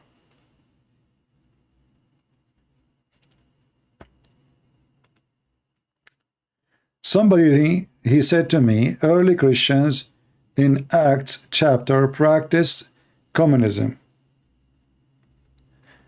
To practice communism, the one who told you that is a monkey. To practice communism, you have, number one, you strip people from their rights. Is that correct, guys? There's no right for anyone. There's no right to believe. There's no right to spend. There's no right to earn. This is what communism. Communism is the government decide who earn, who don't. But this is absolutely false. And that starts with the Christ making it clear that it's your will, choosing what you want. Not everyone say to me, Lord, Lord, but the one who do the will of my Father. So what is the will of my Father? David, he was a king. He owned territories.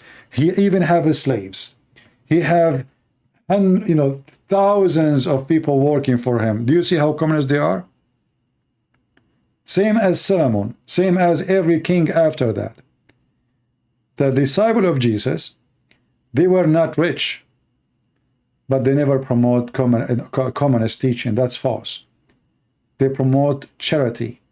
Charity is against communism, because in the communists, they don't give it charity.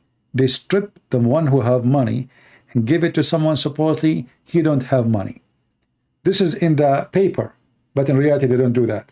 The fact, the communist, the official, they take money from the one who is rich, supposedly, and they put it in their pocket. In Christianity, we have a charity, which is something you do willingly, not against your will. So whoever said that to you is a mentally stupid person. All of Christianity, actually, is based on charity. Jesus willingly, he gave himself. The disciple willingly, they gave their life. They gave their service. Even when we pray, we say our Father out of heaven, and we say forgive to us the same as we forgive to others. This is willingly. Even forgiveness is something willingly. Nobody forces us. So Christianity teaches you not to harm others and to forgive them, even those who harm you. So how we can be communist? But people, they say stupid things. And if you are stupid like them, you do not know how to answer them. Right? When the Jews, they asked Jesus about giving tax to Caesar.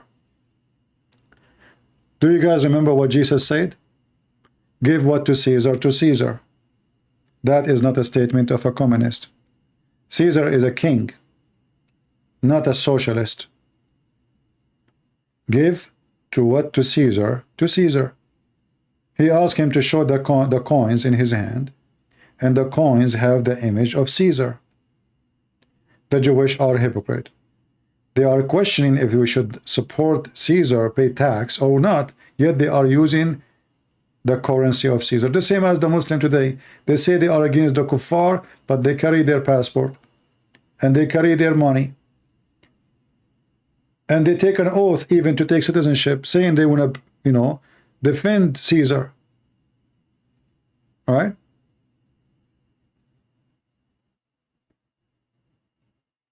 Anyway, people are stupid. They say whatever they want. But when people who they are stupid, they say whatever they want, we don't blame them. They are stupid. But are you stupid too to believe what they say? That will be the question. All right? Like, do we have in the book of Acts where we took money from somebody and give it to somebody? No. Did Jesus help the poor the same he helped the rich? Yes. Did Jesus take money from anybody? No. Did he take it from the rich? No. Did he take from the poor? No. The Messiah treated everybody equally. And he made it clear that the rich, who is speaking about evil one, is going to be harder for him to go inside an eye of a needle.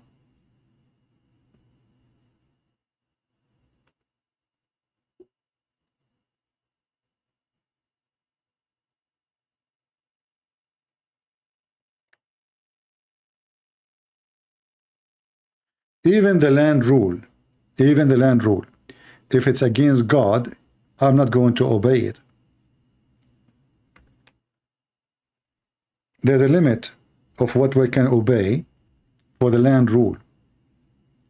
If we have now a president, he said every citizen should be a gay from now on. Are we going to obey their land rule? No.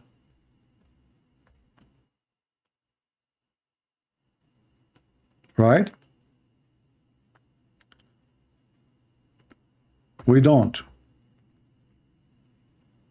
We obey governor rule only if the governor is not opposing God.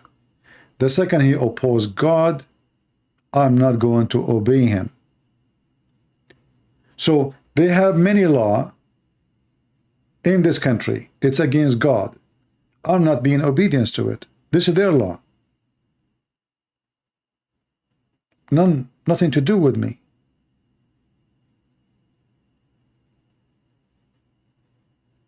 Do you remember the story of John the Baptist? Did John the Baptist lose his life? He lost his life for what reason? He obey or disobey? You see, there's many Christian priests. They say to you there's verses in the New Testament speaking about obeying the kings. Not to cause a trouble. Not to be a rebel. But they are not saying to you to obey the evil ones. Never. There's a huge difference between not to cause a trouble and dead and bloodshed and to say the truth to the king. John the Baptist, when this ruler decide to have a woman, she don't belong to him and he have no right to marry her. He did not say, well, God, he chose this man. I mean, how this person became God unless God, he let it happen. This is the philosophy of many people, and they explain the Bible as they wish. Even if God, he made somebody able to be a king, but he did not give him the right to take a woman of somebody else, or to take his niece, or to take his daughter. So a true believer, he opposes no matter who doing wrong. Do we understand? If you decide to obey the law which is against God, then you lost your salvation. Which one is more important? It's up to you. You see, the law of the Roman, if you are a Christian, we kill you. That was a law. They made a law, literally, they made a law. Anyone who is a Christian should be killed. Did the Christian obey and decide not to be Christian so they can live and obey the law? Or for the purpose of obeying the law? No, they stay Christians. Right? Muhammad, David, he what, kebab? He left Christianity, my friend. I can show you the prophet wife, she left Islam and she married a Christian. Do you want to call me? The wife of your prophet. Call me, I will show you, I will make you read the reference. And don't talk about someone he left Christianity. Do you remember the stupid Mimi Hijab? He invited someone, his name is Borat Rahman, and supposedly he thought if he invite him, this guy, he is going to expose Christianity. So he asked him, did Jesus was in the cross and he was killed? If this book was from other than God, they would have found in it many contradictions. If a book is without contradictions, that has no bearing on whether it comes from God or not. I've had phone books that are inerrant, but I certainly don't think God gave them. They invited this guy to win an argument. This guy, he made them shish kebab. Even though he's a stupid, the stupid Islam was so silly for him. This God, he said, if this book is not from God, you will find contradiction. He said to them, I have a yellow page in Arabic. It has zero contradiction. Is it from God? And now they will ask him about if Jesus was killed or not. I think Jesus was crucified and that he really was dead and buried. He thought that he was a son of God in the sense that he was specially chosen by God. I think Jesus really did think he was going to be the Messiah. See? So he gave Muhammad hijab a finger. He just told him that the Messiah is not the Messiah. But his prophet says the Messiah is the Messiah. Did you hear him saying he thought he is going to be the Messiah? He thought. And he said the Messiah was crucified. Muhammad said, no, was not. He said that the Messiah was buried. Muhammad, he said, no, he was not. And the stupid Mimi Hijab was doing what? Was shaking his head. Did you see it? This is supposedly an ex-Christian. And look how stupid this guy.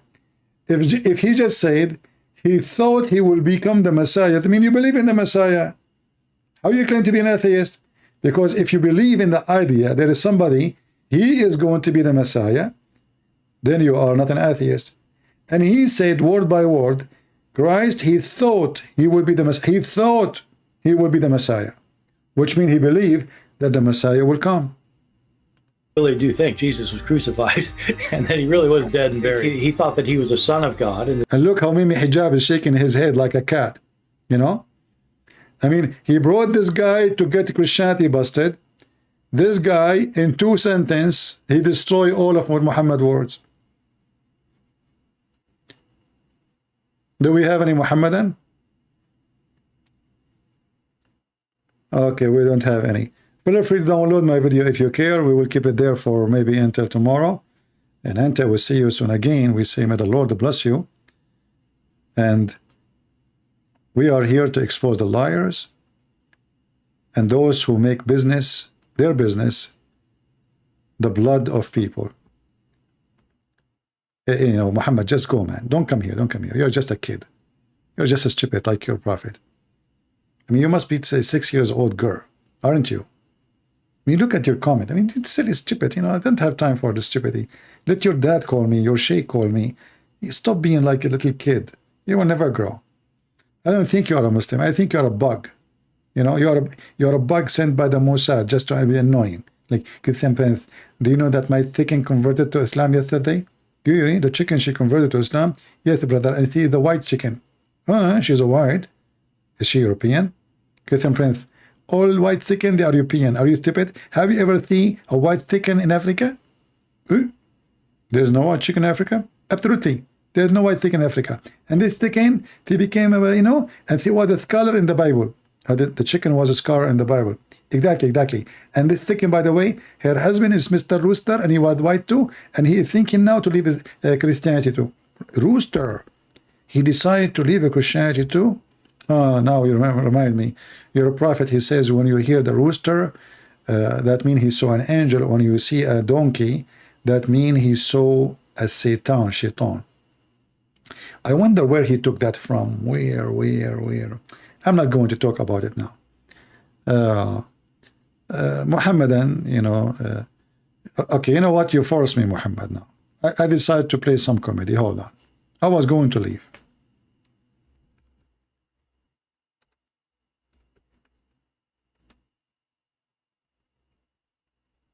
Why you do that? Why?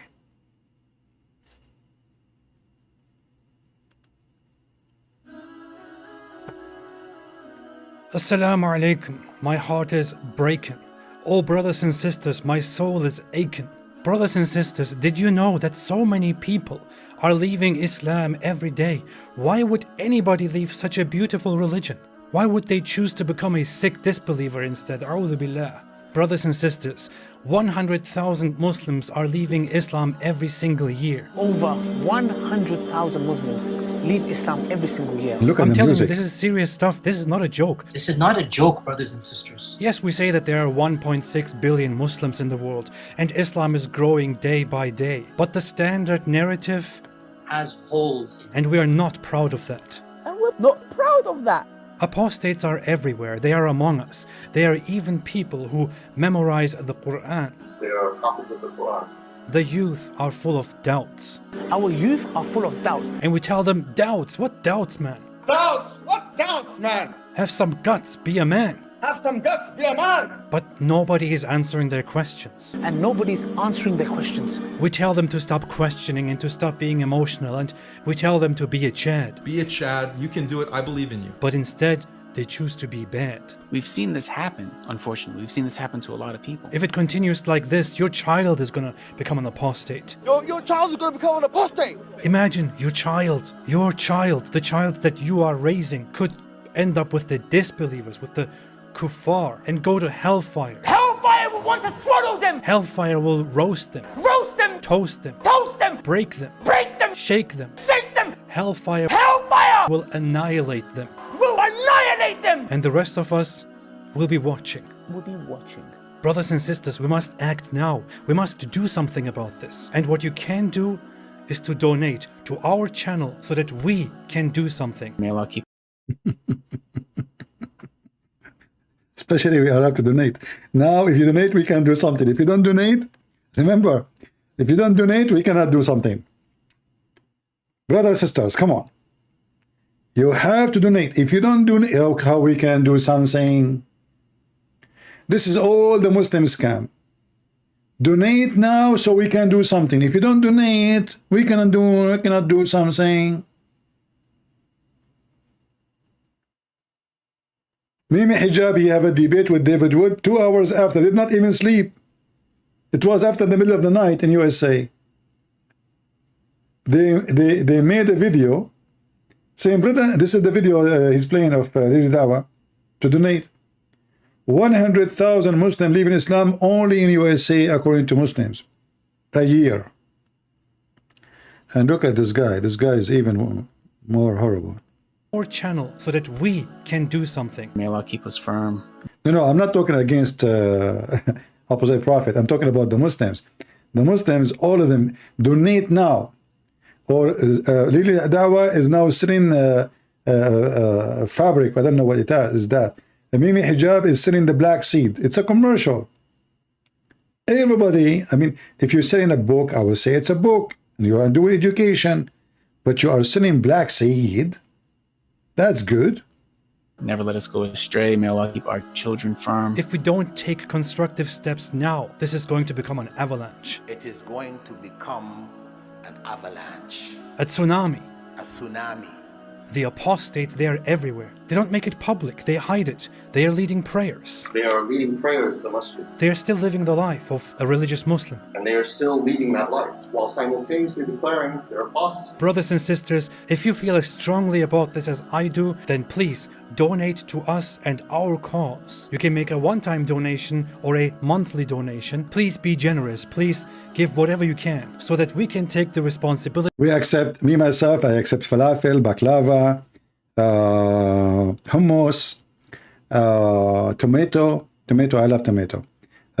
We accept what else, you know? I mean, just use your imagination. Come on, I mean, come on, we do not need to tell you. Because if you don't make donation, we cannot do something. Donation have to come first, then we can do something. If there is no donation, we cannot do. Have you ever heard of someone did something without donation? I will give you an example. You wanted to do something, and then you go to the store and you want to get something. Can you get something without giving the money? You know, give the money? No. So in order to buy something, you have to give something. Now, if I want to fight Islam, okay, and to fight Islam, what do? You have to, like as an example, you have to buy pork. You buy pork, you put it in the corner of your house. Allah and His angels, they cannot come to your house. See, I give you now a reason. I just told you my secret, where I spend my money. I have pork all over the fence of my house. So if a terrorist will attack me, this is like a security, you know. Another security, I have to buy crosses, put the cross around because they have phobia. They see the cross, they get scared. Another security, you know, I have to feed the lizard, who is the enemy of Allah. You know, I mean, we have to feed our friends who they are supporting us against Islam. Shouldn't we support each other?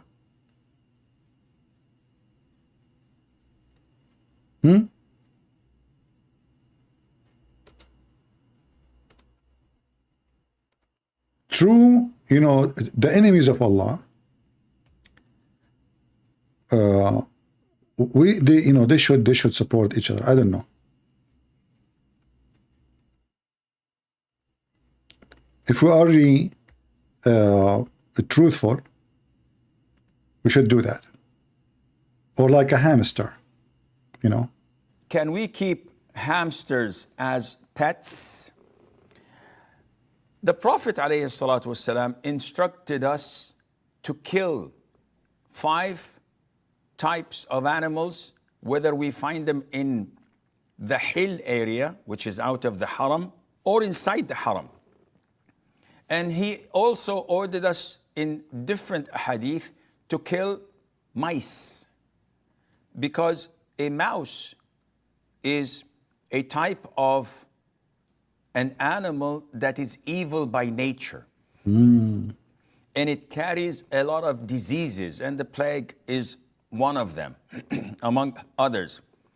And it's known to be destructive and with evil intent. Even it may take a piece of thread and get it burnt from, or set it on fire from. See, listen, senor. See, guys, let me explain to you. This evil mice, she will go to your fireplace, and she will use, you know, like those things you put next to the fireplace. She will pick up some fire, and she go around the house, and she start like, she put the curtain on fire, the carpet in fire, the rag, the couch, even with evil intent. I mean, do you see Muslim? They see things spiritually. They are spiritual people. They think deeply. They observe. You know, like it's a mice. The mice causing a fire. Why she is doing that? She is doing it with evil intents. Philosophy. Nobody have it. Even Buddhists don't have this. Piece of thread and get it burnt from, or set it on fire from a candle or fire in the house, and take that thread and burn the whole house with it. So mice are evil, and we are ordered in Islam to kill them. Okay. A hamster is very similar to mice. Okay. It looks like mice. It and looks as like they mice. say, it's about 86 to 90 species of... I understand what you are trying to say. I mean, if it walked like a duck, talk like a duck, it's a duck. We got it. So it is 80-60% look like a mice. Hamster, 80 to 60, 86%, it looks like a mice. They're cousin. About 86 to 90 species of mice species. that are Okay. found there. Okay. So a hamster is a rodent. And not to forget that his name starts with ham. That alone is a reason to kill it. You know, ham. Are you kidding me? Ham and is a ham star. So he's the star of the pork. That is a big reason to kill it. Ham star. I mean, even his name is a crime. What a crazy word. The species of mice that are found there. So a hamster is a rodent, and it falls under the same category of mice, and hence it is not permissible to keep them as pets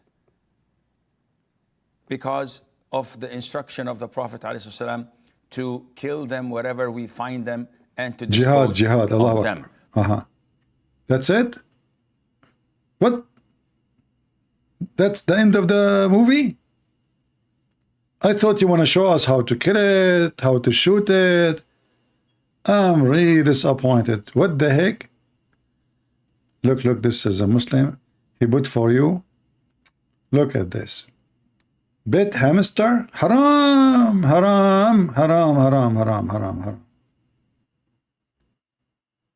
Okay.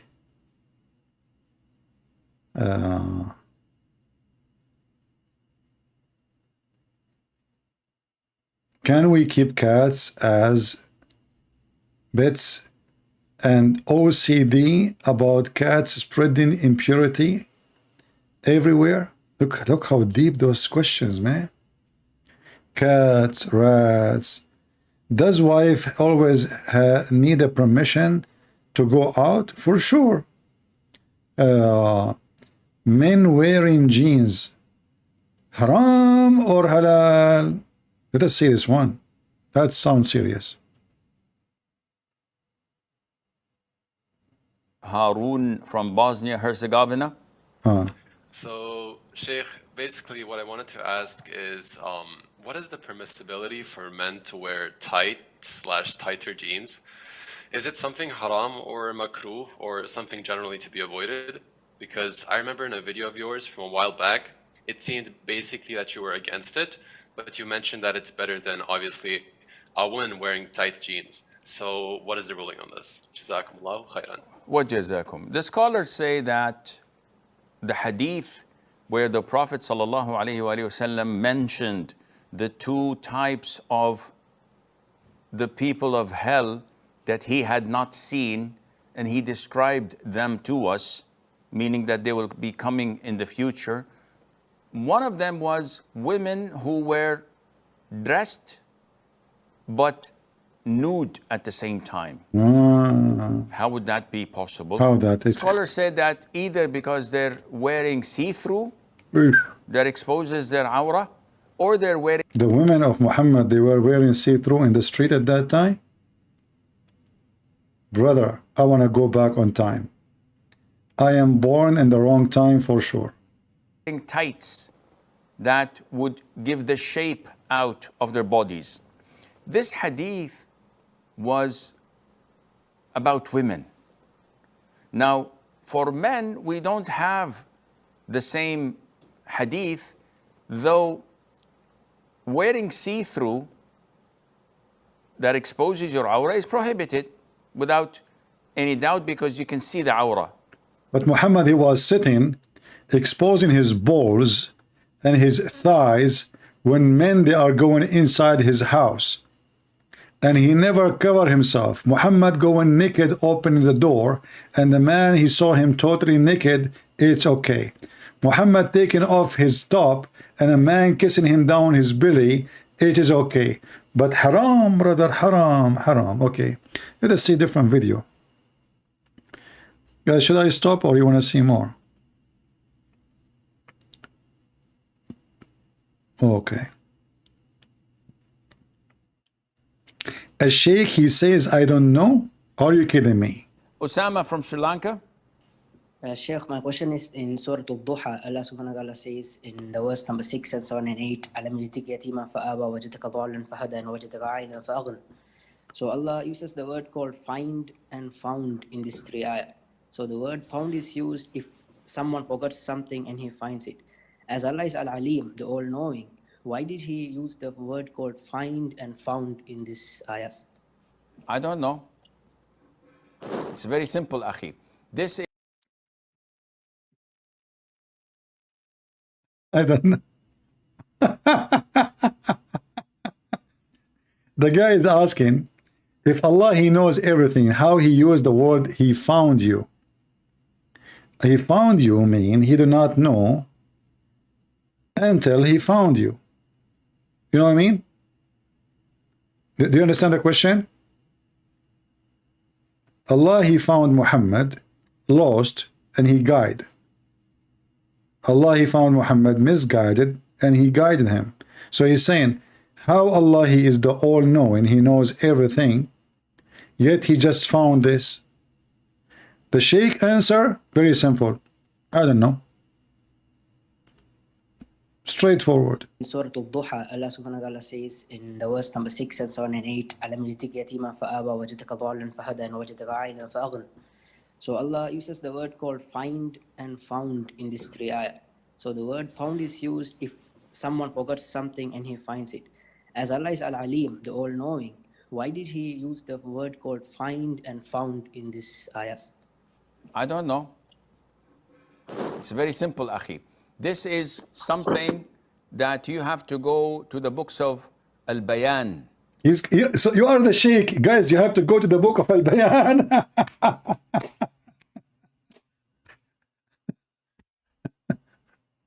So you have a TV station and you have a grown beard and you are telling the kid, you go to books? When we go to book, what he said to you is the truth. The book says that. The book says this is something either you lost and you found it again, or you found something you never know before. So how is Allah is all-knowing and now he just found something about Muhammad? You tell him you do not know? Go and read books. That is more specific and more specialized than the tafsir. Most likely you'll find the reason in some selected books of tafsir that would look into this, such as Az-Zamakhshari, Kashaf. Why you don't tell him what Az-Zamakhshari said? He know the name of the name of the author, but he do not know what the author said about it. Which we definitely don't advise people to look into it. What the heck? He just advised him to read books like Az-Zamakhshari and Kashaf, but we don't advise you to read it. Brother, if you want to know the meaning, you go to books which is specialized in the meaning of words, like Az-Zamakhshari, Al-Kashaf. But we don't advise people to read those books. I mean, have you ever heard of a stupid answer like this? You just told the guy what to read, and now you are telling him, but we don't advise people to read it? That would look into this, such as Az-Zamakhshari, Al-Kashaf, which we definitely don't advise people to look into it because he has Mu'tazili Aqidah, which is corrupt and bad. And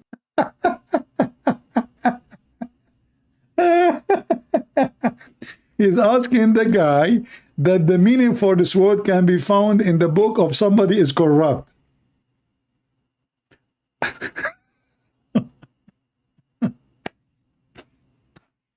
And he is not corrupt, but he does not know the meaning. And he is the one they call himself Sheikh, and he have a TV, and he have a beard, and he take calls. Go and read the book of that corrupt man. But we don't advise you to read the corrupt man book, but the meaning will be there. So should we read it, or we don't read it?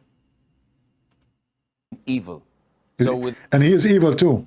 Some of the good in his writings, there is a huge amount of evil in it. So we don't definitely... Some of the good of his writing, listen. Some of the good of his writing, have a huge amount of, how you just say, in the good of his writing have a great evil. How it is good? I mean, you see the camel urine effect? This is not wine effect for sure. He just said that the evil in the good writing.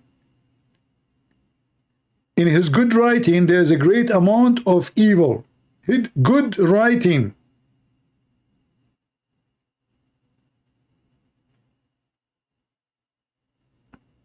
Lord have mercy. If I keep playing videos of those people, we will die laughing forever. I mean, this is endless stupid, man.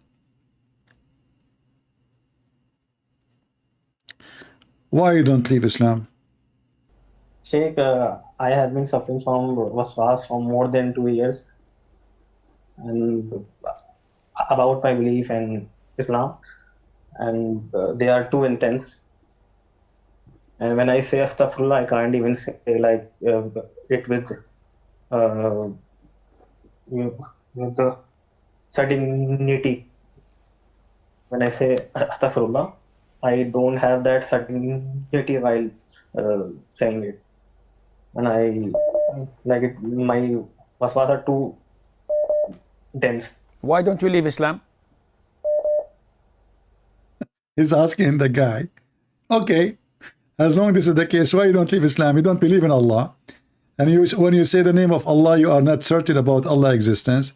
So he's telling the guy, why you don't leave Islam? Huh? Why you don't leave Islam? Yes, sir. Why don't you leave Islam? What's keeping you? What? I'm asking you, answer me.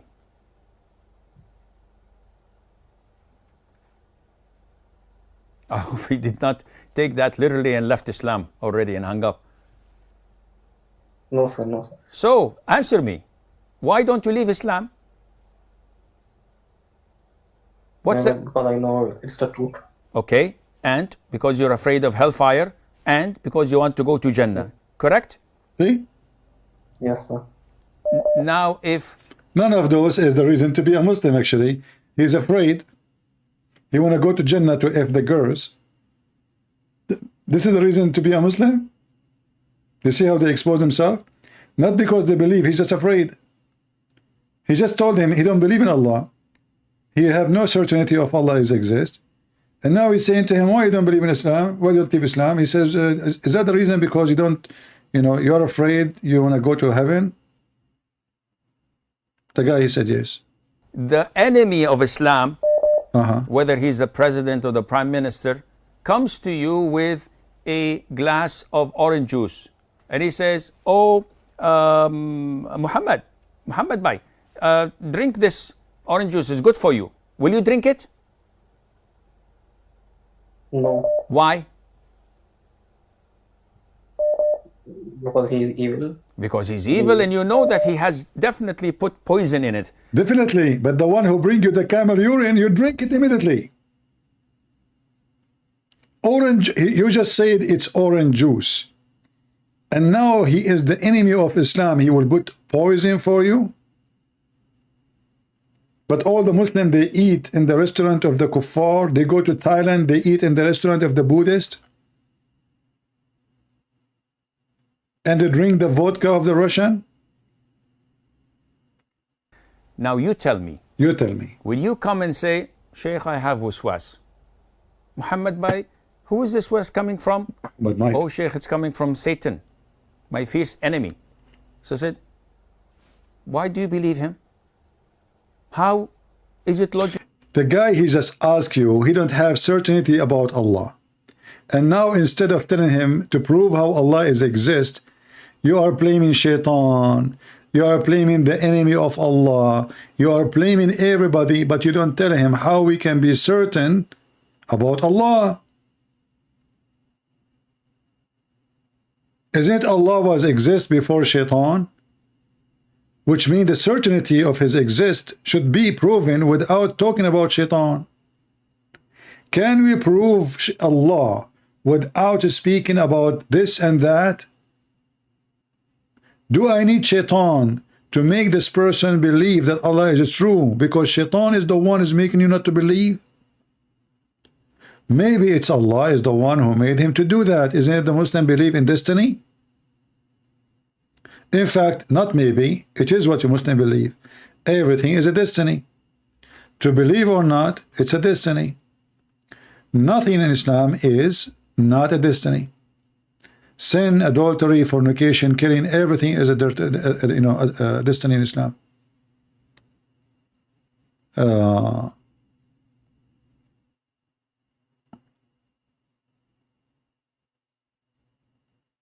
Let us see.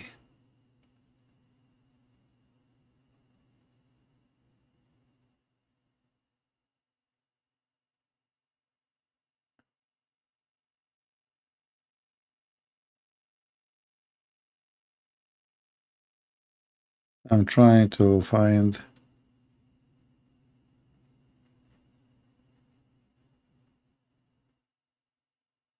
some videos.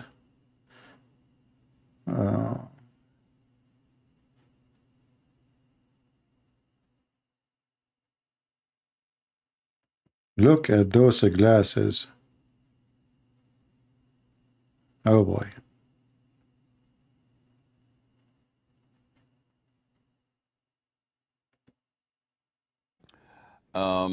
Razi from Canada. Assalamu alaikum, Sheikh. How are you? Alaikum assalam wa barakatuh. So my question was that yesterday you said that Ahmadi do not pray, fast, and don't perform Hajj. And in your other videos you have said this as well. So I just wanted to come clarify that this Razi, listen to me. You have done so much harm with your videos and mocking me personally with your lies, and we don't have to discuss this, because ask any Muslim who is part of Ahlus Sunnah wal Jama'ah or part of the Super Sufis or even the Shia, and they will tell you that the Qadianis are not from Islam and they do not belong to the Muslim. See how we changed the topic? The Ahmadiyya, he said to him, you said in previous video that we don't fast, we don't do Hajj, we don't do this and that. Which means he is saying to him, you are lying. Instead of saying, no, you don't do that, this is true. Suddenly he changed the topic to say, ask any Muslim. All of them, they agree that Ahmadiyya are not Muslims. But this is not what he called to ask about. He called to ask why you are lying about us. We fast, we pray, and we do Hajj. He changed the topic immediately. And obviously they told him that this is a guy, he made videos about him to expose him. And they do not belong to the Muslim community. So it doesn't matter to me whether you're a Jew or a Christian. It's the same. So I don't think that it is proper to leave the platform to you to express any more lies than what you have done in the past. He hang up on him. He hang up on him. Razi from Canada, we've... The guy is calling again. discontinued that call because... he hang up on him. He hang up on the guy. Oh boy. I, in the past, used to entertain his calls on the show, and so many Muslims, may Allah bless them, came to me through emails telling me that this guy is a devout Qadiani, and he's like their public relations, and he has made videos against me about drinking beer and making fun of the sheikh that he drinks beer. And I saw some of his lies. Yeah, by the way, this sheikh, he drink beer. And I got to know where this guy is coming from. To their cult, he's doing a good job because he's defending what he... How he is lying and he is doing good job? He can be doing good job if he is exposing you. Because in order to do good job, he have to be successful. And to be successful, that means he is using what you are saying against you. Believes. And definitely Satan is happy with him. And they are doing a good job. What hurts most is really that we need dedicated people like this. The Muslims, they don't have the dedicated people like the evil ones. Among the Muslims who dedicate their lives, their times, and their efforts to propagate Islam, real Islam, from the Quran and the Sunnah. So such voices of evil would not find its way out. Alhamdulillah, this guy, by the way, I'm not publicizing him because no Muslim would. Until now, he did not publicize him, you know. This reminds me of Zakir Naik. He said, Brother Fittar, there are the people ask me to debate David Wood. And I say, I don't want to debate him because if I debate him, I will make him famous. You're just stupid. You just said his name 3-5 times. So he don't want to make him famous, but he just mentioned his name once and twice and thrice. And all of this, he don't want to make him famous. Isn't this is a smart idea? Somebody can call Trump to mention my name so I will not get famous. Please call Trump and tell him next time you go on TV, tell them I don't like to read the books of a Christian prince and I don't want to make him famous. And please don't read his books. They can be found in Amazon. His first book called Deception of Allah. Please don't read it. I don't want to make him famous. I mean, look at those stupid people. He keep talking about him in every call, and then he don't want to make him famous. And he just said that he is devoted. Did you notice? He just said that this guy is devoted. That means he's a good guy. How you describe somebody evil, but you call him devoted?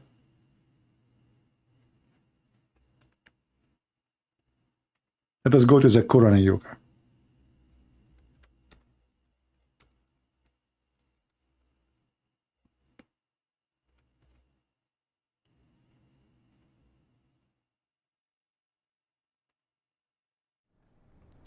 The fourth question is from Sohag Ahmad.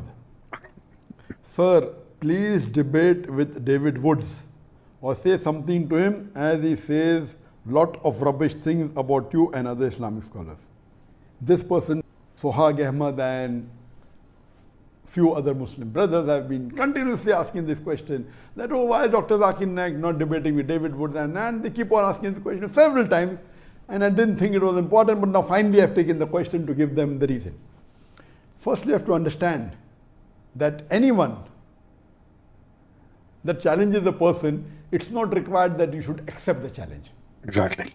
As far as you realize, there are many non-Muslims who are becoming famous just by trying to criticize a popular person. Generally, it's a general rule, whether Muslim or non-Muslim. I mean, this guy is not famous to the point Muslims are calling you, asking you to debate him. And this is the reason. I mean, he's unknown, brother. He's unknown. And I don't want to make him famous. But almost every single Muslim, he know him. But remember, I don't want to know him. I don't want you to know him. His name is David Wood, by the way. If he criticizes a popular personality or a celebrity, that person becomes famous. This is a common thing. It's nothing new. He's a celebrity now. So because of that, David Woods is one of the Christians who has spoken against me and spoken against. Talking against me.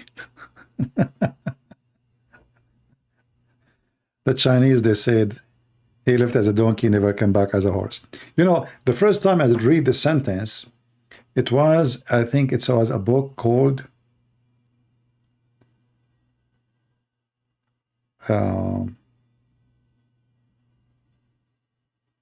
I think it's called The Intelligence and the Word. intelligence and the word. Yeah, I'm just translating the name of the Arabic book. And I think the author, his name, I think Anis Mansour. I mean, this was, I was a kid, literally a kid, you know.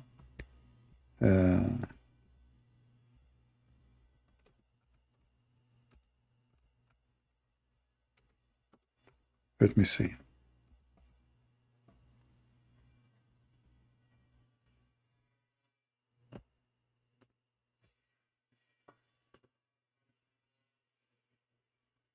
Yeah, this is the author. I'm trying to find his book. Oh, here we go. No, this is a different one. Yeah, anyway, that's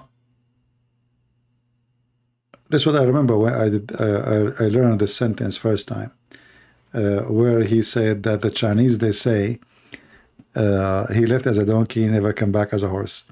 And since that, I use this sentence. I find it very much truthful, you know, and to describe many things you see around you, people, situation, countries, even nations.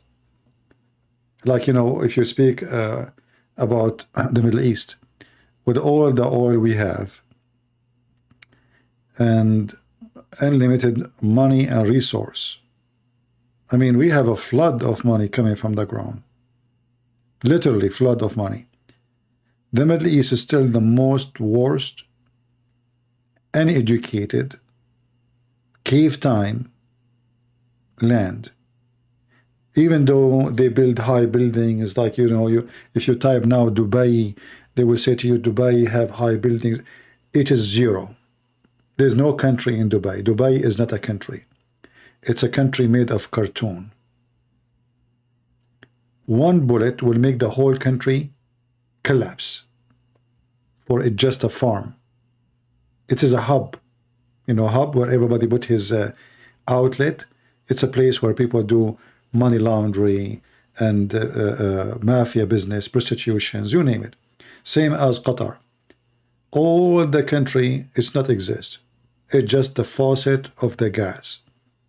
If the gas stop, the cartoon is not there. Bahrain is the same. Saudi Arabia, after 70, 80 years of war, of oil, until now they don't even have a sewage. Until now they cannot build anything. They claim that they accomplished something, but in reality, they cannot build even a highway. Like, as an example, you heard that the Crown Prince, he want to build a city will cost $500 billion. Who is going to build it? The Korean. In TV, they say the Crown Prince built it.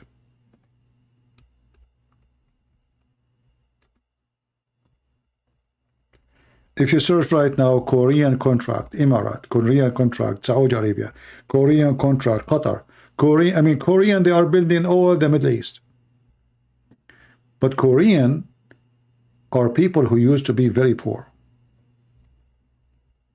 to the point they used to go around the world to work and find some piece of food to eat. And look at Korea today. No oil, no gas.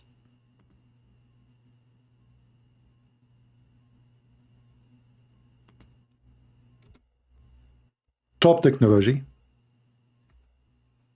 very smart people, and the proof of their intelligence, they are building countries.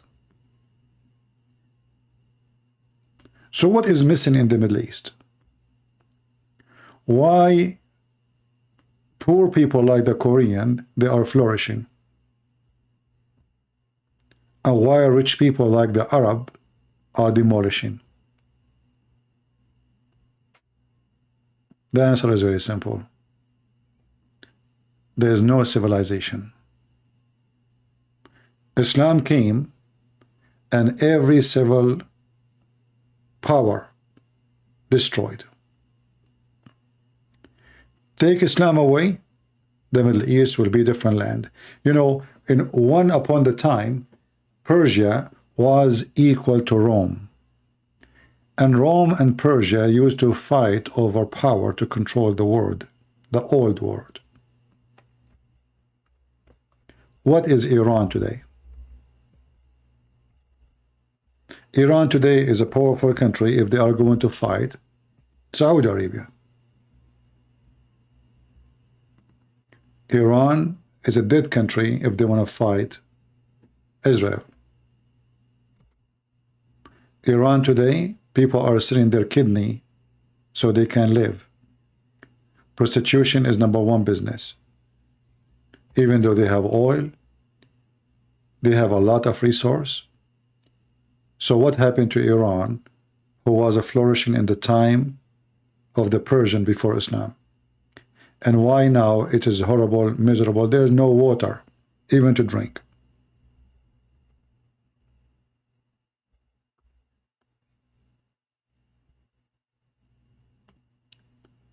If a country cannot even think about how to protect their own priceless resource, which is water, how this country can even survive?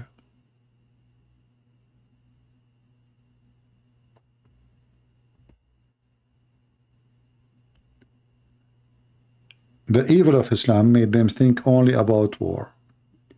All the money they have, they spend it in making weapon, buying weapon, investing in weapon. But countries without economy will collapse in 2 seconds if a war is started. War is costly. And people who have no water, they cannot live. The country is dying. Farming is not exist no more. And this is the case all over. Iran was not different in the time of the Shah, the Persian, when the Persian was Persia. The water crisis was always there. But you will see that 2,000 years ago, the Iranian, the Persian, they used to have dam, they have agriculture, they have farming, they are very successful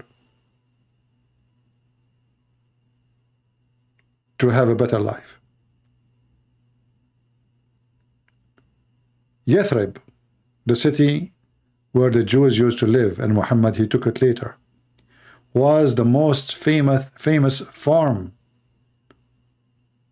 or farming land in the desert. Why? Because the one who was living there is the Jews. Israel was a desert, or some kind of a desert. The land is not really appealing, not too much water. Sometimes there's no water at all.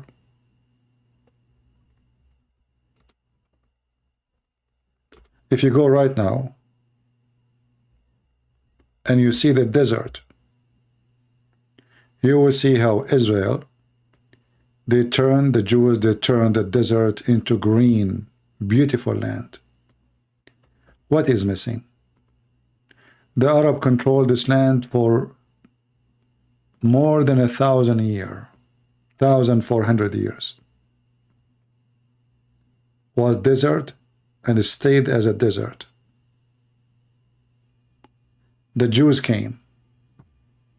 The land became a green. Then you need to ask yourself, what is the question need to be asked? Like, why? How those people, they can make the desert a green, and those people, they cannot, they make the green desert.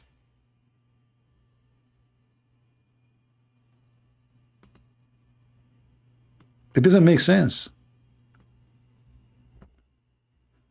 The Saudi ones, they decide to make their desert green. They said, look, the Israeli are doing it, we can do it too. So the stupid Saudi government at the time of the King Fahd, they give loan to anyone who want to dig a well in the water and in the ground, so he can generate water and make a farm. And everybody starts taking them a loan, because the loan is for free. It's like free money. They do not know what to do with the money. And then they destroy the strategic water which is saved under the ground, which saved it through hundreds of years, if not thousands, in less than 10 years. They took it all. They suck it from the ground. In the first year they start digging, you can find water maybe 60 meters under the ground. A few years after, you have to dig 300 meters. A few years after, you have to dig 400 meters. A few years after, you can find nothing. The Israeli, they are not doing that. Extremely intelligent agriculture, extremely using the water for the benefit, extreme technology, and as you see, the land becomes so delicious. The dead land. This is dead land. This is literally, I mean, for me, if you ask me, I will give you like 1,000 hectares in this land. I will say what I would do with it. This is dead land. Look at even the soil is not really healthy. The soil itself, I mean, full of salt. It's salty. It's bad. It's a bad soil. What I will do with it? You bring the Jews, and then the Jews will make it farms. And now the Jews, they become one of the biggest names of producing olive oil, olive fruits, flowers, palm dates. Actually, I saw a documentary that they were able to revive a palm tree like seed exist from the time of David. They found seeds which is there for thousands of years. Imagine. They were able to bring it back to life. And now they have the same trees what exist before. So it is not the land. It is the people. Do you understand? And why the people are not successful? Because religion have a huge impact on nations. Islam is one of the religion will make the land desert. The Ottoman as an example. They occupy most of the Middle East. What they do? They cut all the trees in Iraq, in Syria, in Jordan to build houses and palaces in the Ottoman Empire. Even to use them as a fuel for their trains. They transform even the Greenland into desert.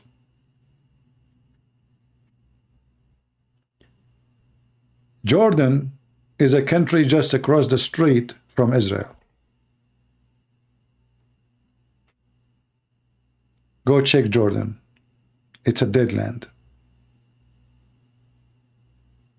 It's the same valley. Look at this.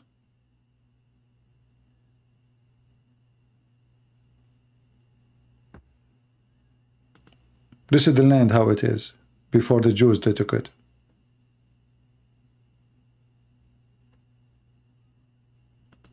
Look at this land.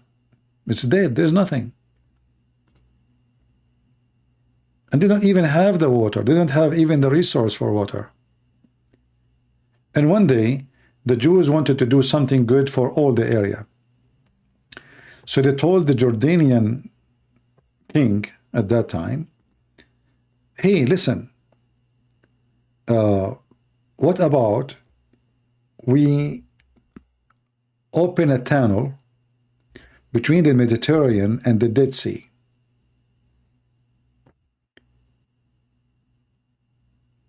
The Jordanian king, the Arab, they told him, no, that will help Israel. Don't do that. That will make the Jews flourish. But Jordan don't have water. And the Dead Sea now is dead, totally dead. There's nothing but salt. It became like little tiny water. And this water already is so salty.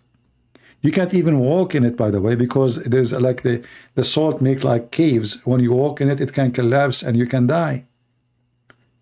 If he agreed with the Israeli to open a tunnel between, or a canal, sorry, between the Mediterranean Sea and the Dead Sea, that will revive the Dead Sea, will make the Dead Sea alive again, and will bring a lot of water and humidity to the area. They refuse. 20 years after, the Arab Jordanian, they start kissing the ass of the Jews, says we agree. The Jews then they said, well, we don't need it. At that time was a good idea. Now it's not.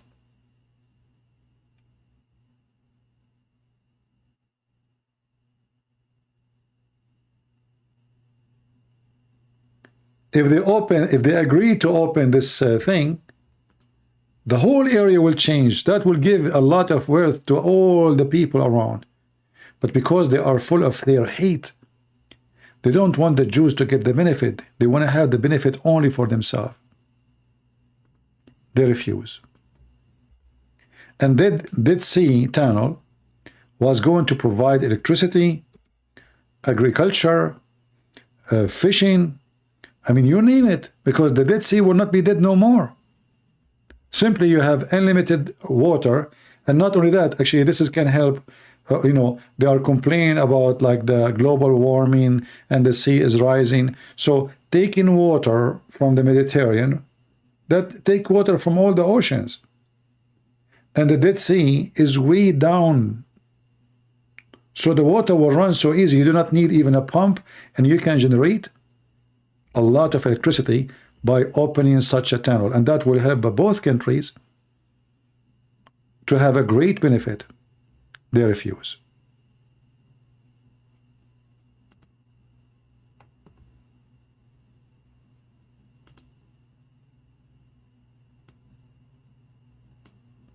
And this tunnel is not really far. I mean, it doesn't take too much of work to open it, and even they can use it for transportation, carrying heavy stuff. Like, in Europe, there is a major rivers, they use them for transportation. Goods transportation, trade, even tourism. They refuse. If you look at the Middle East, you will see that Israel is a country is out of the bloom. Like, it doesn't look like any country around. Why? You have to ask yourself the reason.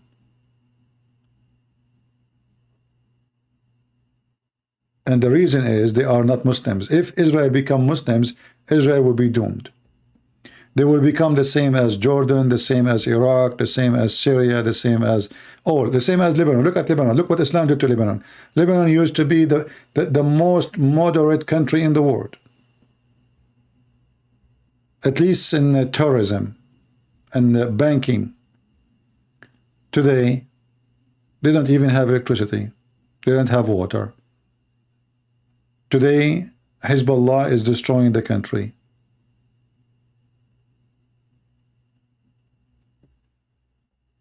All right?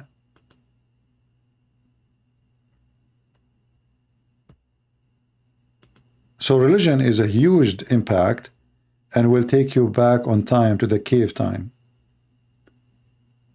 Islam is against you being smart. As you see, they are busy making program about killing hamster. While the Israeli, they are busy, I mean, the technology now, all technology in the world is connected to Israel. Defense, computer chips, even hacking programs, security programs, virtual security, network security, satellite, agriculture, and now they have the hydrogen technology, which is going to be a big problem for all the Muslim world. Israel will be one of maybe the biggest countries who produce hydrogen.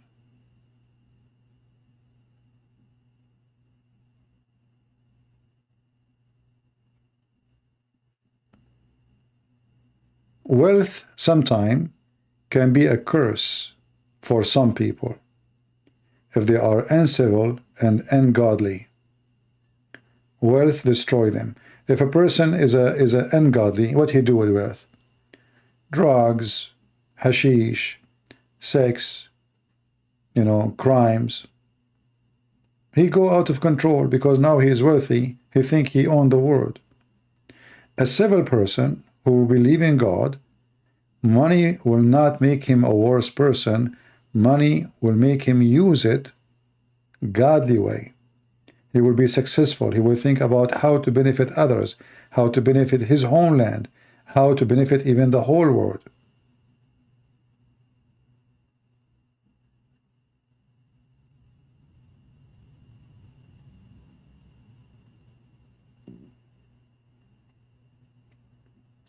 Anyone have any question?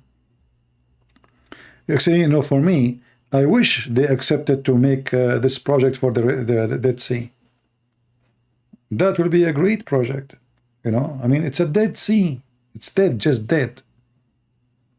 Why you want to waste it? What about we bring water, and this water will generate electricity, bring fish. We can make the sea alive again. Real sea. This is a real sea. This is not a lake. And now the sea, it's not a sea no more. I mean, you see, like, look, it's not even connected to each other. It's became like a small lakes. And every year is shrinking more and more and more and more.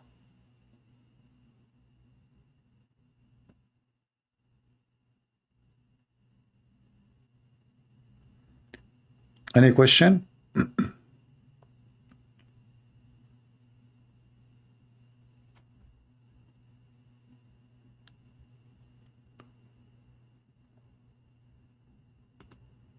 So it's not the money you have. Somebody is a trashy person. You give him money. A nightclub and drugs, sex, buy some guns to shoot somebody. That's it. That's his life. He have money now. A person who is civil, have a morality, if he have money, he will establish a business. He will have a better life for him, and people around him will be impacted in a positive way. So it's not really the money. It is how you think and what you believe in. And for sure, education can be a big problem.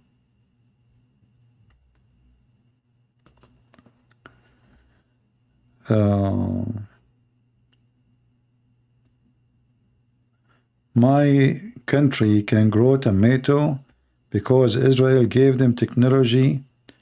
Ghana and Israel. I am coming to Ghana, my friend. Your country have tomato and you are not saying that? Guys, did you see what Mr. Key said? The Israeli, they gave technology to people of Ghana to grow tomato. And he is hiding that from us. I'm going there tomorrow. Tomato is the magical word for me. I love tomato. I'm serious. I'm not joking.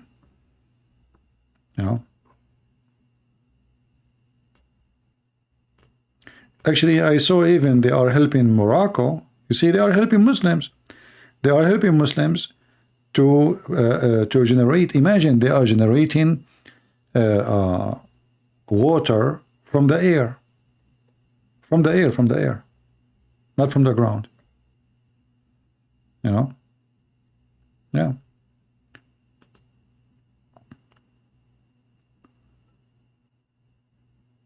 Anyway, good for you, my friend. But I advise you not to grow only tomato. I mean, you grow cucumber so we can make salad. Tomato alone? We cannot just eat tomato 24 hours, 7 days a week. Grow tomato, cucumber, I don't know if you can grow like some lemon trees so we can squeeze on the salad. So we can make a Greek salad. First time I came to the state, this is a long time ago, before many of you was born.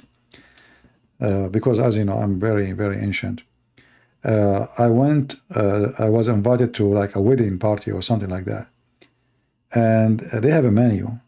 I look at the menu. I don't know what is that. I saw the word salad. This is the only word I know. So I said, okay, salad. You know, salad. Only, sir, salad? I said, oh, salad, yeah. So they went and they brought me a dish.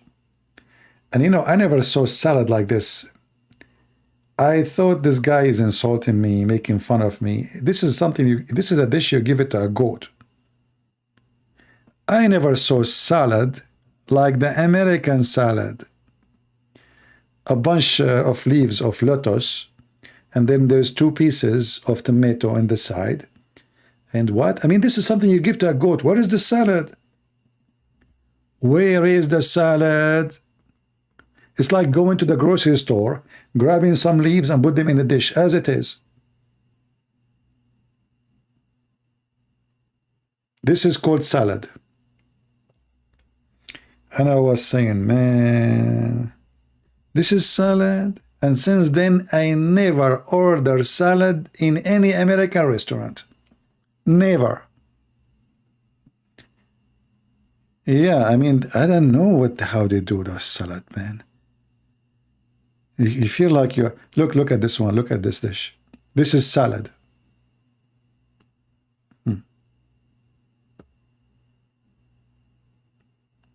And this is not... This is inspired by some other nations. This is not American. American, they will put nothing. They will put the lettuce right like this, 2 pieces of tomato, and that's it. Good luck. This is salad, okay?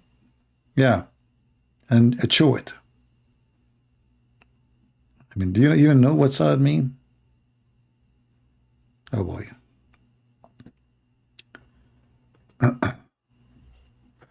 Not to forget to mention, first time I went to a church in America, the Christian guy, he took me, he said, do you want to eat with me lunch? I said, sure. Are you hungry? I said, yeah. He said, okay. We went downtown, and then he said, let us eat hot dogs. And I was shocked. I just arrived to America.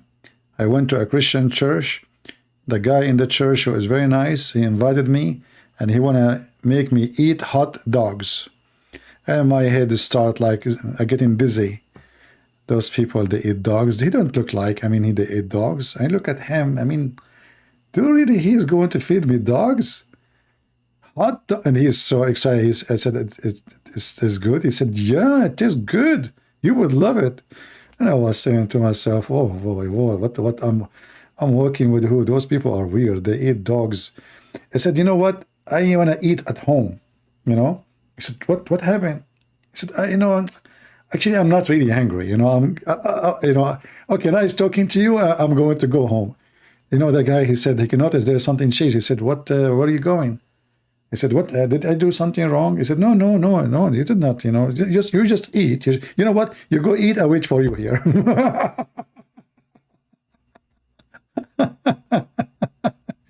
I'm not going to eat dogs. Are you kidding me? Like hot dogs. And he was so excited, you know. And then second time he saw me, he said, last time, there's something I did not understand. Did I do something wrong? I apologize. I know you have like, you know, I don't know, maybe you misunderstood me. I said something, I offended you. I said, no, but I have a question. Why you eat dogs? He said, what dogs? He said, didn't you invite me last week to eat dogs? He said, no, I did not. I said, no, you did. He said, no, I did not. I said, you said you want to eat hot dogs. He said, hot dogs is not dogs. I said, really?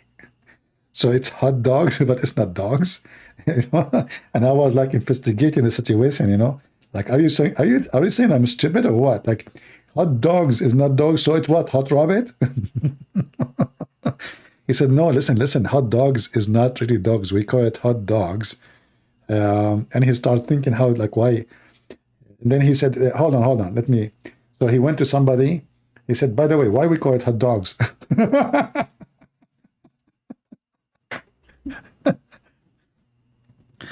And I spoke to my mom in the phone. I said, Mom, people here, they eat dogs. She said, you are kidding. I said, no, I'm telling you. Even this guy is from the church. He invited me to eat dogs. He said, son, don't go with him again. You know, they might have.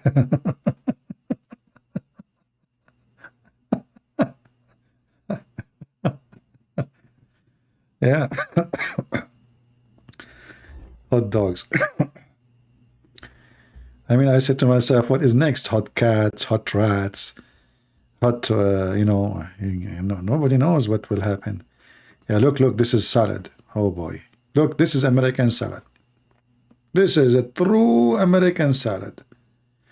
Some leaves, I don't know what is there, and that is decorates. And look, they have a spoon for you. I mean, do you see it? There's a fork and there's a spoon. What can you say? That is fantastic. Yeah.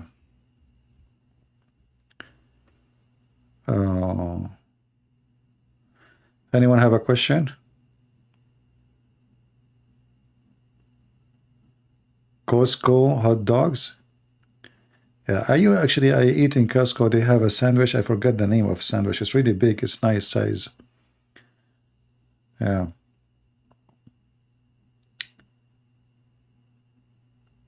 Any Muhammadan? You guys, all of you agree with me? You sound like, all of you sound like an Arab. You know, like an Arab when they discuss any issue, everybody agree with the president. Anyone have an opposition? Saddam Hussein says. Oh, they say no, sir. He said, anyone said no? He said, no, I said, yes, sir. Yes, sir. Did you say yes, you have opposition? No, no, sir. Did you say no? No, sir, we did not say no. Who dare to say no? Who dare even to say yes? You just shake your head. And if you want to live, you better not to move your head because you might lose it.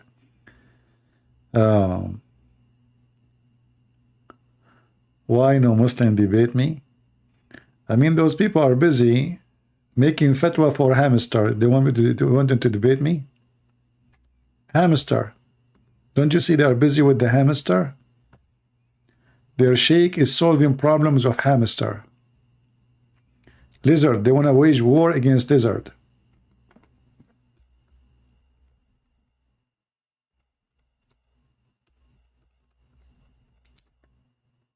Oh boy.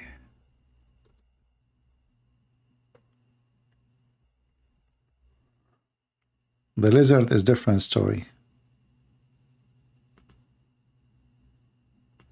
We have to fight the lizard. Aisha says, can you please explain the hadith about why we should kill the house lizard? First of all, the house lizard, I think they call it salamander or something like that. I'm not sure. The house lizard is an insect. It's an insect. If you want to learn about biology, science, spaceship, aliens, you go to Muslims. Lizard is an insect. Okay. I have no objection. It's proven to be scientifically to be true. We should kill the house lizard. First of all, the house lizard, I think they call it salamander or something like that. I'm not sure. The house lizard is an insect that is harmful. Some of it cause a lot of diseases. And some say that it intends to walk over the food and the drinks. Conspiracy lizard. Disgusting, you know. Actually, once I will tell you, you know, this is a true story, by the way. I was like fighting with 10 lions. Actually, they were, no, 10 lions is too much. The people will not believe me. It was 9 lions and the half. The half is like, he's a wolf, you know. Okay, now I think it's better story. So I was fighting with 9 lions and 1 wolf and 7 cats. And, you know, I was like boxing, you know, playing like boxing, you know, kung fu. And then I was in the top of them and I was like winning.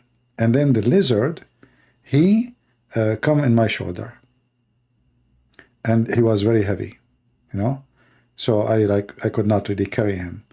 And that made the lions take advantage of me. And look, you know, I have my tooth, which is, you cannot see it now, because I bought a fake one, you know. It's broken. The tooth, you know, the number 27 tooth inside. So, you know, the lizard, you know, he climbed in my shoulder. It was the right shoulder. And then he broke my right shoulder first because it's so heavy. It's like 5 centimeter long, very big. And he was green, you know. But then I hit him with my other hand, which isn't broken yet. And then his color changed. He became brown. Until now, they call him Mr. Brown, you know. So, like even they claim they found a new species of lizard, a color they never saw before. But this is after I beat him, you know. He changed the color after the... Anyway, so then the lions, I was fighting them, because of the lizard, they were able to escape. Otherwise, I was going to eat them all. I was hungry, you know. Since the guy, he told me we can eat hot dogs. I said, dogs. I mean, if we can eat dogs, we can eat lions. So I said, okay, I'm hungry. Let me eat 9 lions and 1 wolf. Wolf is a dog too. I will make them hot dogs and, you know, the lizard, you know. Anyway, so this lizard, you know, since then, I know that the lizard is the enemy of mankind, and he's evil. And just be careful. I hope you learn something from my story, which is a true story. An insect that is harmful. Some of it cause a lot of diseases. And not only that, it can cause divorce. You know, I know a guy, the husband, he accused his wife she is dating a lizard. Why? You know, she like lizard. You know, she bought one, she put him in an aquarium. All the time she is sitting talking to him, feeding him, you know, playing with him. The guy got suspicious, you know. The lizard, you know, she keeps saying to him, cutie, honey, how are you doing, babe? You know, those things. The guy, he cannot take it no more, you know. He said, you know what? Either me or lizard. And you say that to your wife, you know what will happen? She will choose the lizard for sure. And now he's homeless. And some say that it intends to... Somebody is asking me about the aliens, if they are exist. My friend, don't you see the guy in the screen? Those are the alien of this earth. Walk over the food and the drinks and to poo, where it puts a lot of its illnesses and diseases in people's food. So, in general, it is a dangerous creature that only brings harm to the people. Exactly. In general. And if you notice that anything that is harmful, Islam tells us to kill. That's it. So Islam tells us to kill a wild dog that bites and attacks people.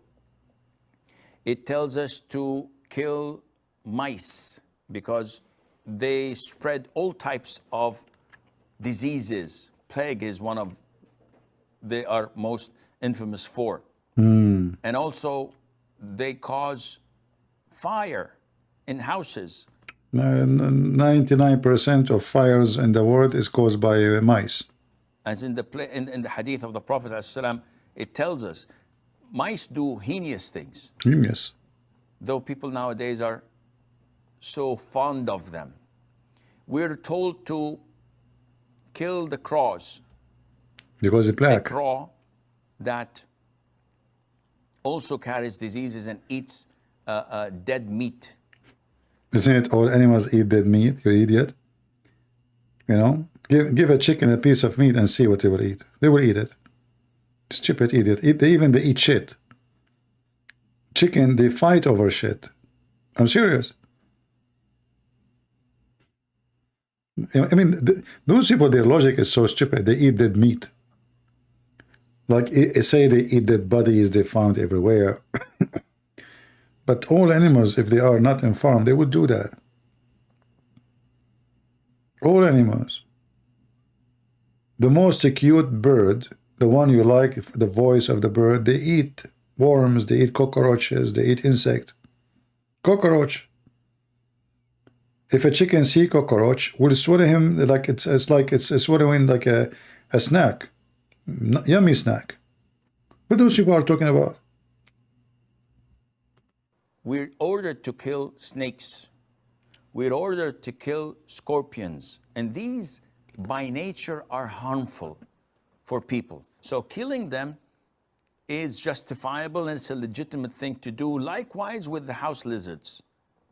And there is a hadith in Sahih al-Bukhari where the Prophet told us, alayhi salatu wasalam, that when Prophet Ibrahim, peace be upon him, was thrown by his people in the blazing fire, all the creatures of Allah used to try and put off the fire, with the exception of the house lizard. It used to try to blow so that the fire would grow. Disgusting creature. He just said, all those creatures, we should kill them. Do you see the stupidity? He just mentioned mice, scorpion, a crow, and snakes. All of them we have to kill them. And now he just said, all the creatures, they try to stop the fire except the lizard. Which means he just deleted all what he said about the rest of the animals he mentioned. Do you understand what I'm saying? He just mentioned to us a long list of animals we should kill because they are harmful. And then a second after he says, all creatures except the lizard. They were trying to stop the fire on Abraham. Where is the brain? Zero brain. How they are evil, that means all pigs, they came to stop, and all the animals in the world, they come to stop the fire on Abraham. Where is the story is coming from? Where the story is coming from? Stupid Muhammad. This is a stupid, fake, stupid story the Jews used to tell their kids and exists until now in some of their books. Have nothing to do with the Torah, have nothing to do with holy books. This is just a stupid story. You idiot. The story of Namrud. All animals, imagine the pig coming, the funny is, he said all the creatures. Imagine the turtle is coming so fast to stop the fire of Abraham. The turtle is, Abraham, honey, don't worry, I'm coming. I have a lot of water on my mouth. All the creatures in the world, they come to stop the fire. All the okay, how the ant did it? Would you like to tell us? How the ants were able to share in stopping the fire? Flies, bees, chicken, ducks. Like if Muhammad in the story, he says the elephant, they come from India, I would say, what, they are elephant. Each one of them, he can suck like whatever gallon of water and throw it in one time. But all the creatures, they come to stop the fire on Abraham. And this is additional reason to believe in Islam. Muslims, they have no fictions, and Muhammad don't say any lie. You have no choice except to believe. True story. I'm sure that all of you guys are enjoying this story, but I better go. It's getting really late here, and this is English. You can maybe cut the beginning of the video about this idiot Carlson. How people believe in what he say, but in 2 seconds he explain. But the funny thing is when he said why the white supremacists, they will stop the war against people of Syria when they are not white. That is a priceless statement of stupidity. Yeah, the guy, he thinks Syria is in Africa. What an idiot. Anyway, I want to say thank you all for being here. And if you are not here, I want to say thank you for not being here. Because I like to be fair with those who they are here and the one who they are not here. And we, as Arab, because we respect everybody, those who they are here and those they are there. And because we have our philosophy and understanding everything, like lizard, as an example you see, and how hamster, we have different vision of hamster.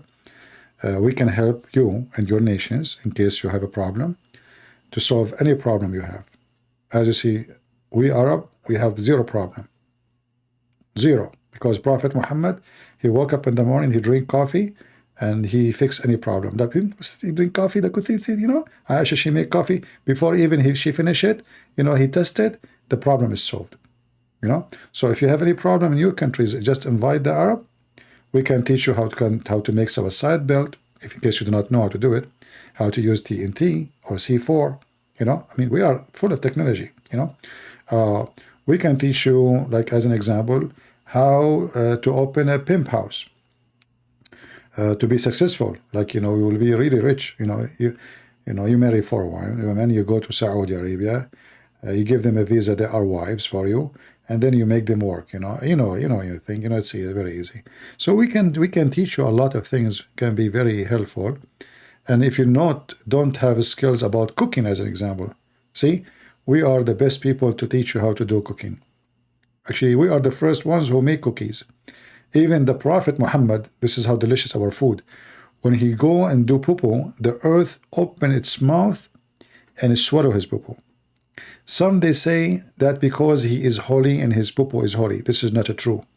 But because the Arab food, my friend, is so delicious. So the Prophet eat the food become poo-poo, but still so yummy. The earth cannot resist. So the second the poo-poo is coming, before even touch the ground, the earth open its mouth and swallow the poo-poo. Even Aisha, she said that she never ever entered the bathroom after a Prophet and she saw his poo-poo. It's gone. How? Allahu Alam. The Prophet, he do poo-poo, you go, you look, there is no poo-poo. How you can explain that? There's 3 options if you are doing an exam in the American Embassy. Number 1, his poo-poo is so yummy, the earth is swallowing it. Number 2, his poo-poo is invisible, and that is very possible, for he's a prophet. Number 3, the angel Jibreel, he take his poo-poo because it's priceless, so they can sell it in Amazon or something for like some time investment. Or maybe they use it for Bitcoin, you know, Bitcoins. Yeah, you can make like Bitcoins, like, you know, imagine if you make a Bitcoin from the poo-poo of Muhammad, Muslim, they will buy it. They will pay millions for it. To be honest with you, I wish I have like 2 kilograms of his poo-poo. I can be really a millionaire, big time, you know. If we can prove that this is really his poo-poo and we put it for sale, Erdogan, he will enter the auction, Kadyrov will enter, everybody will, you know, and they will taste it. Yeah. So, yeah, Aisha, she witnessed that the poo-poo of the Prophet never was there. And that is, like this is telling you the holy cheese is there, you know. I mean, what is the proof that Muhammad is a prophet? No poo-poo. If there is a poo-poo, there is no prophet. He's not a prophet. But his poo-poo is gone. And you know the rest. You know the rest, and forget about the best. For he is the best. Thank you guys for being here, and see you soon again. Download the video if you like it. If you don't like it, leave it. And see you soon. Christ is Lord. Take care.